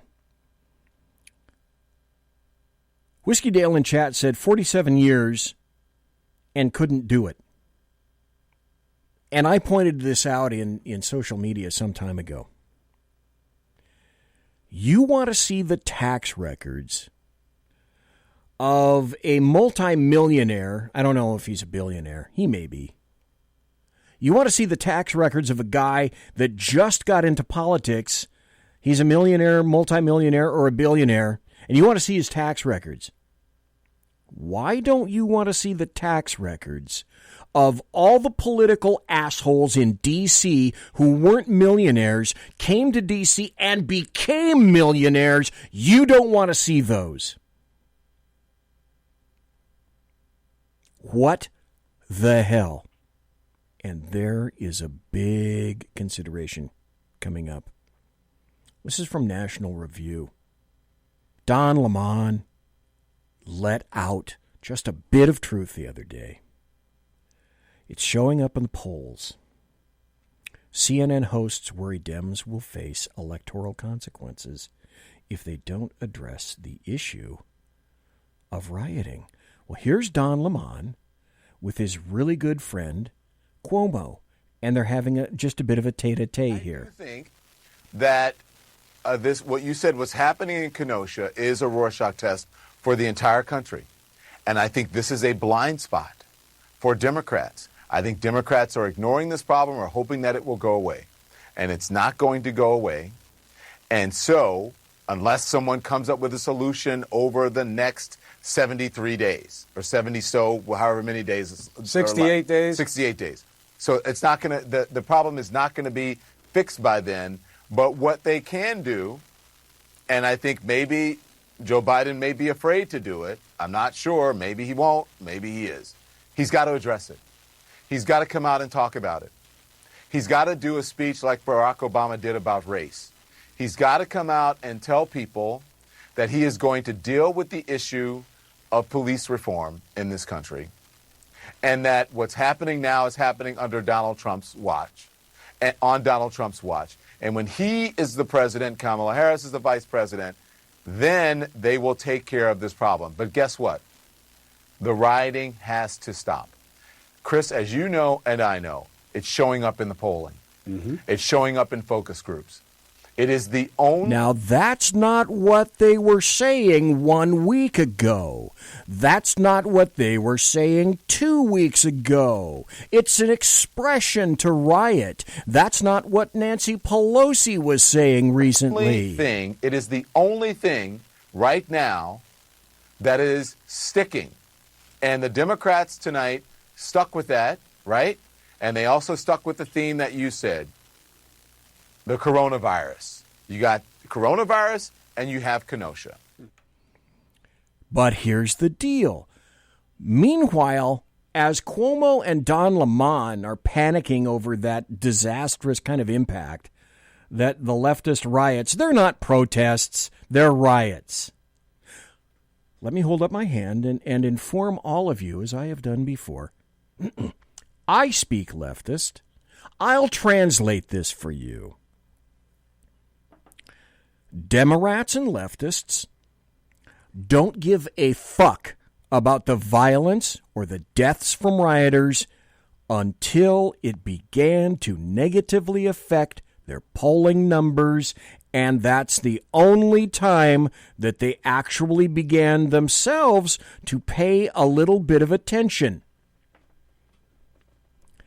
I have 3 articles very briefly I'd like to cover about that. Do you know who I think is going to make a rather concerted dent positively in President Trump's second term? Let me spell it out for you. American black males. It ain't going to be females. They're all emo. We got some really great conservative females. You know who they are. One of them here broadcasts on SHR. Teresa Collette, great conservative. By and large, though, I believe that if anyone turns this from Democrat to Republican voting for Trump, it'll be black males, young black males from Gateway pundit, Trump holds a 36% approval rating with black voters in the latest Rasmussen monthly poll. Here's another one. Gallup, more than 80% of black Americans want the same or more police presence in their neighborhoods. Here's another one.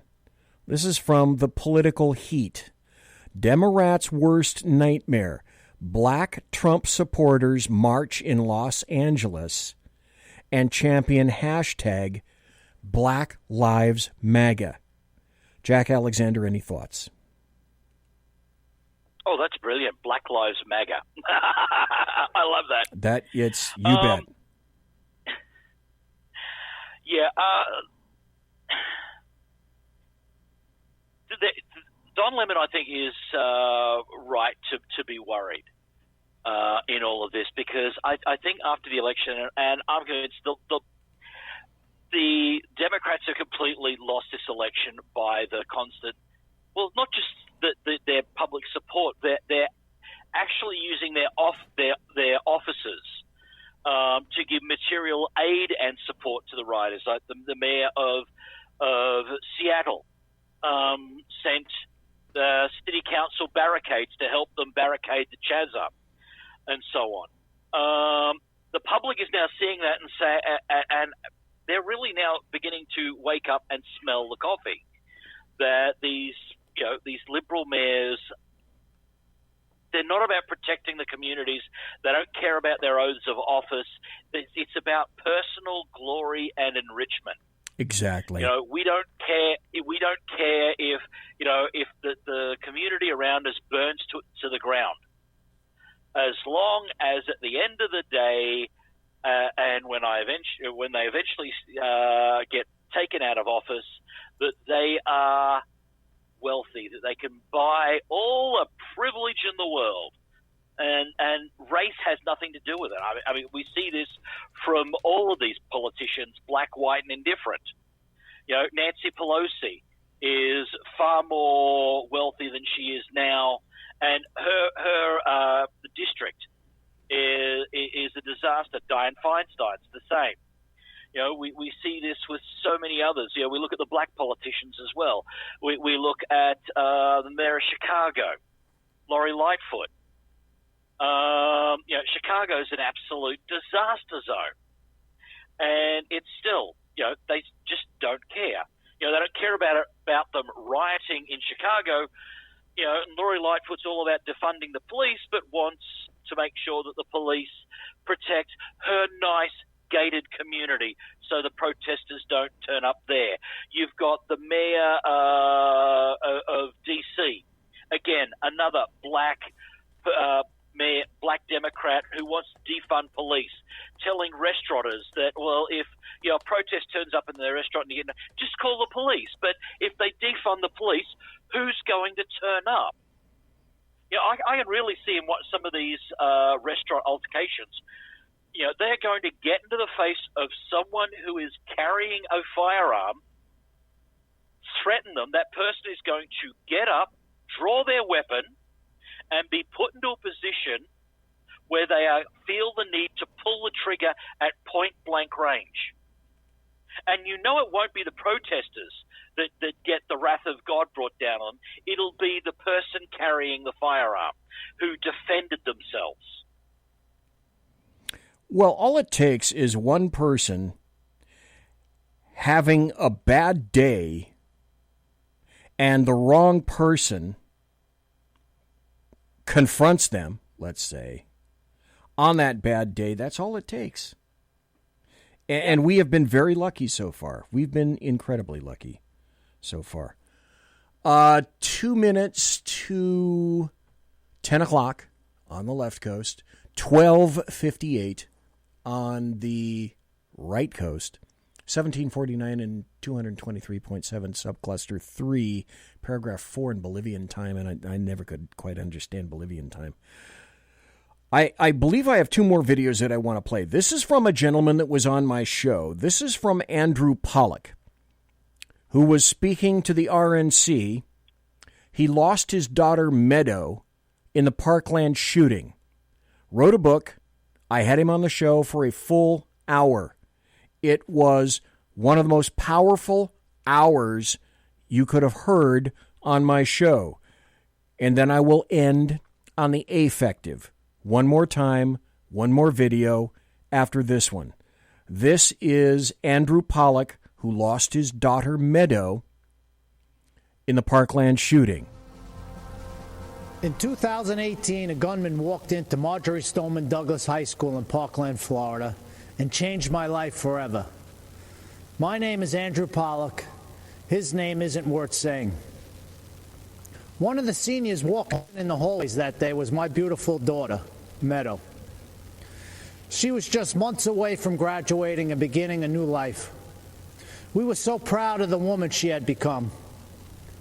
But in the hallway on that third floor, the gunman saw Meadow and shot her down the hallway, hitting her 4 times. After she was shot and on the floor, she crawled over to another student, a freshman girl, to protect her. She draped her body over her, and then the scumbag gunman shot my daughter at point-blank range 5 more times, killing Meadow and the girl she was shielding. She had a whole life ahead of her, and in that life, she could have done anything and been anything. So many moments that I waited so long for were taken from me. I didn't get to drop her off at college. I didn't get to walk her down the aisle. But every moment was taken from her, and for what? I never wanted this to become a political spectacle, but it did.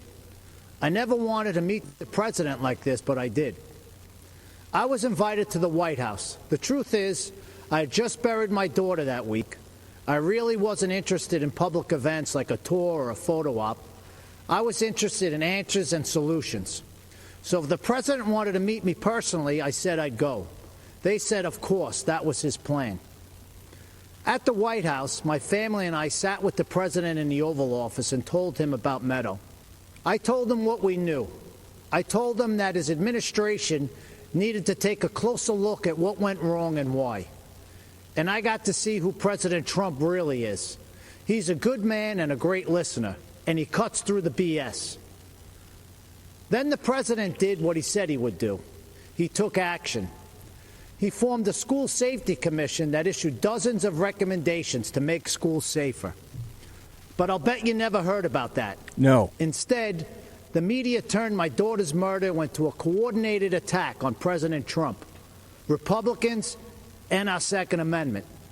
In fact, when President Trump asked me and other parents of children that were murdered in school shootings to join him as he announced the commission's findings, the media's first question wasn't about protecting kids. Shockingly, they asked about the government shutdown. President Trump turned to me appalled and said, "Andy, can you believe these people? We're trying to talk about school safety, and this is what they do." But I could believe it. After my daughter's murder, the media didn't seem interested in the facts, so I found them myself. I learned that gun control laws didn't fail my daughter. People did. The gunman had threatened to kill his classmates before. He had threatened to rape them. He had threatened to shoot up the school. Every red flag you could imagine. But the school didn't just miss these red flags. They knowingly ignored them. Far-left Democrats in our school district made this shooting possible because they implemented something they called restorative justice. Listen to this. This policy, which really just blames teachers for students' failures, puts kids and teachers at risk and makes shootings more likely. But it was billed as a pioneering approach to discipline and safety. I was just fine with the old approach to discipline and safety. It was called discipline and safety. But the Obama-Biden administration took Parkland's bad policies and forced them into schools across America. When President Trump rescinded Obama's guidance on restorative justice policies, he put an end to that. And that meant the world to me. It's hard to tell how much Mr. Biden understands about what happened at Parkland. Mr. Biden has campaigned on bringing back restorative justice as part of his unity platform with Bernie Sanders and has pledged to implement in school districts across America. But he doesn't even seem to know when the shooting happened. He said that he was vice president when it happened, but he wasn't. Mr. Biden may not know when my daughter was murdered, but I do. February 14, 2018. Valentine's Day. Mr. Biden may not know that these policies make shootings more likely, but I do. Mr. Biden may not know who was vice president that day, but I do. It wasn't Joe Biden. It was Mike Pence. Thank God. And I know who the president was, too. It wasn't Barack Obama. It was President Donald J. Trump, and he took action. I truly believe the safety of our kids depends on whether this man is reelected. I hope you'll join me in helping to make that happen. Mr. President, myself and millions of Americans appreciate you and love you. God bless America, and God bless our president, Donald J. Trump. This is a man who lost his daughter.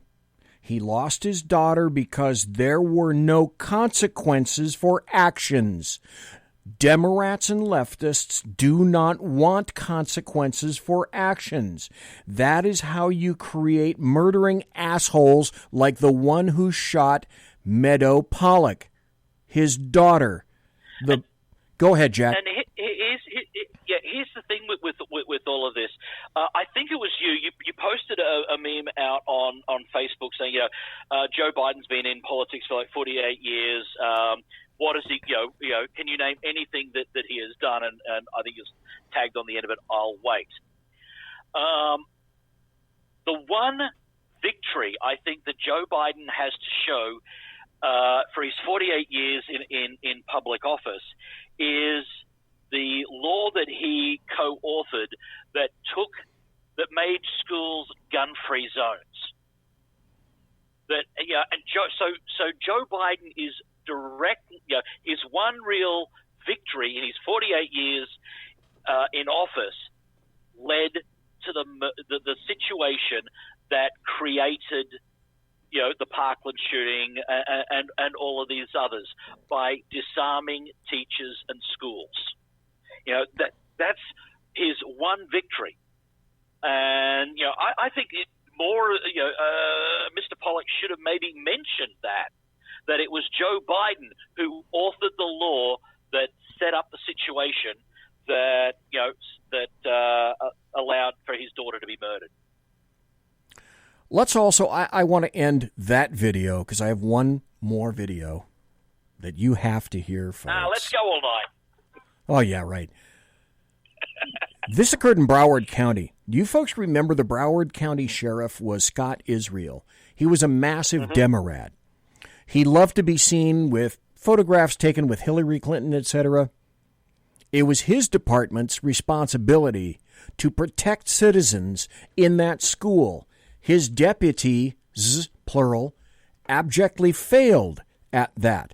They failed to though they had clear and obvious signs that this guy was, and people would tell them, he's a mass shooter in the making. You can have no consequences under any kind of a Democrat or a leftist establishment.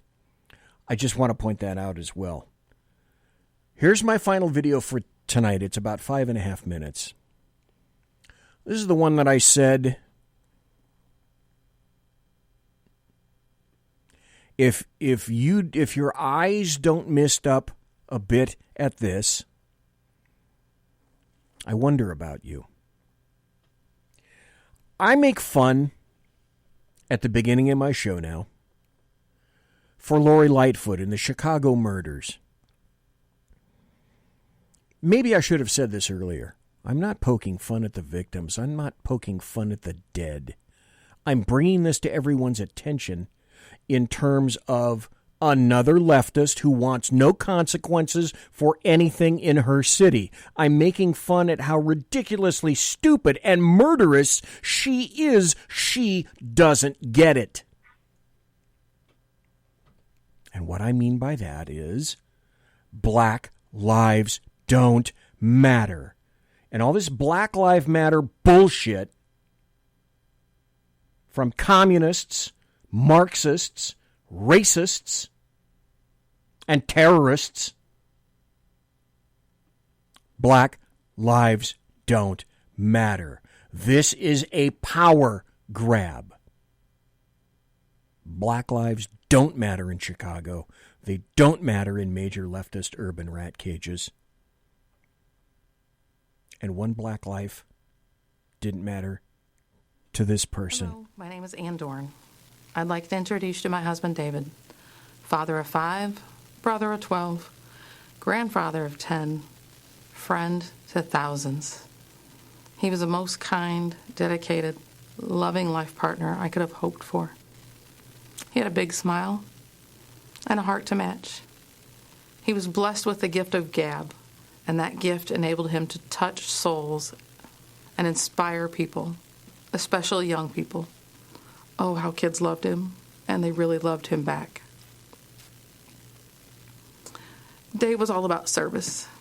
He served 38 years in the St. Louis Metropolitan Police Department and 6 years as Chief of Police as the Moline Acres Police Department.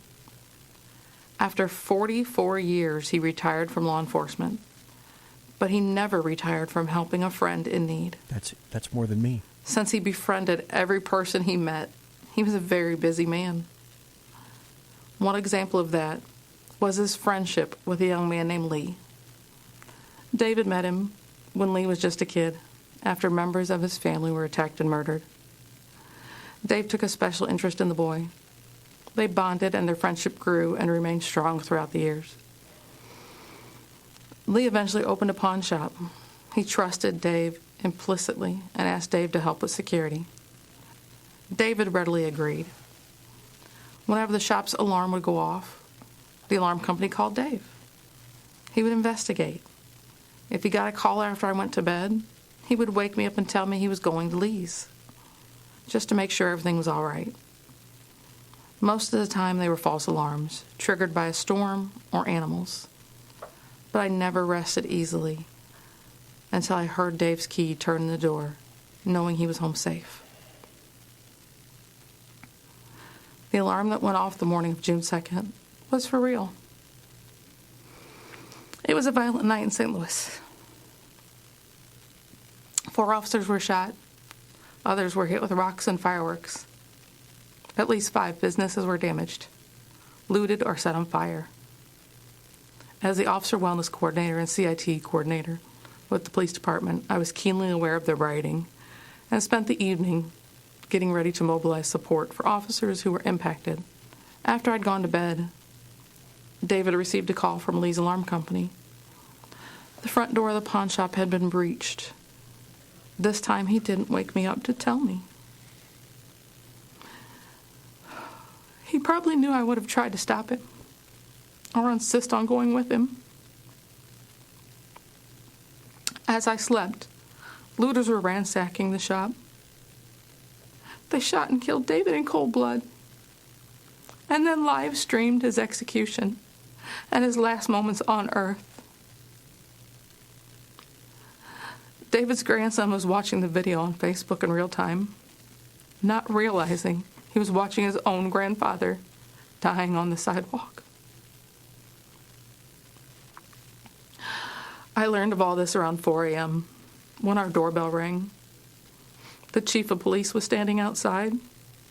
I wondered why Dave had not answered the door. It wasn't uncommon for him to be up watching TV at this time. I called out to him several times. There was no reply. He just wasn't there. I let in the chief, and fighting back tears, he uttered the words every officer's spouse dreads.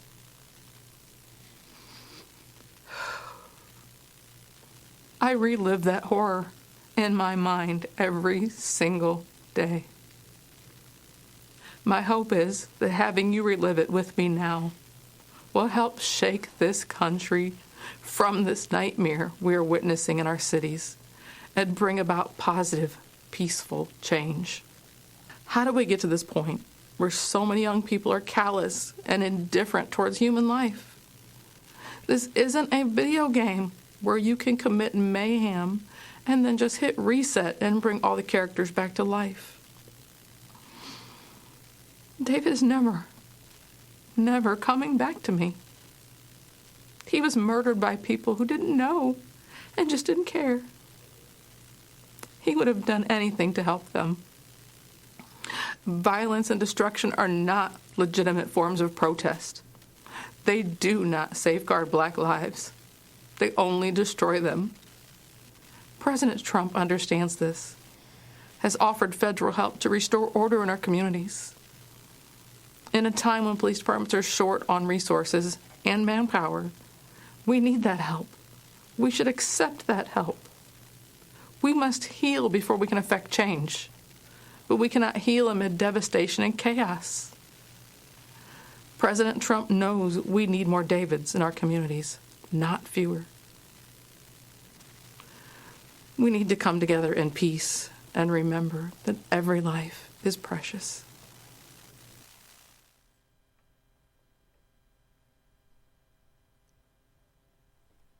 Jack Alexander, thank you for being here tonight. You're welcome, man.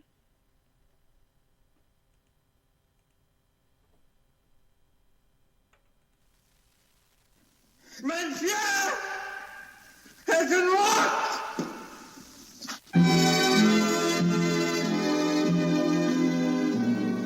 We'll meet again. Don't know when, don't know when, but I know we'll meet again some sunny day. Keep smiling through, just like you always do, till the blue skies drive the dark clouds far away.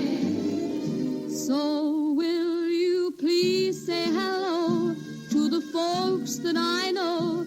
Tell them I won't be long. They'll be happy to know that as you saw me go, I was singing this song. We'll meet again. Don't know when, don't know when, but I know we'll meet again some sunny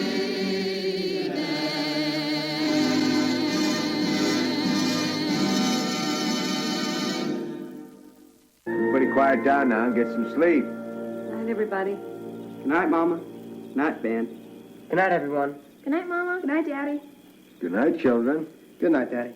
Good night, Elizabeth. Good night, John Boy. Good night, Jim Bob. Good night, Jim Bob. Good night, Jim Bob.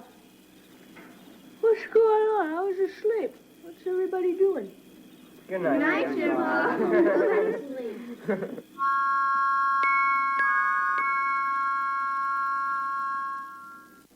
Good night, and good luck.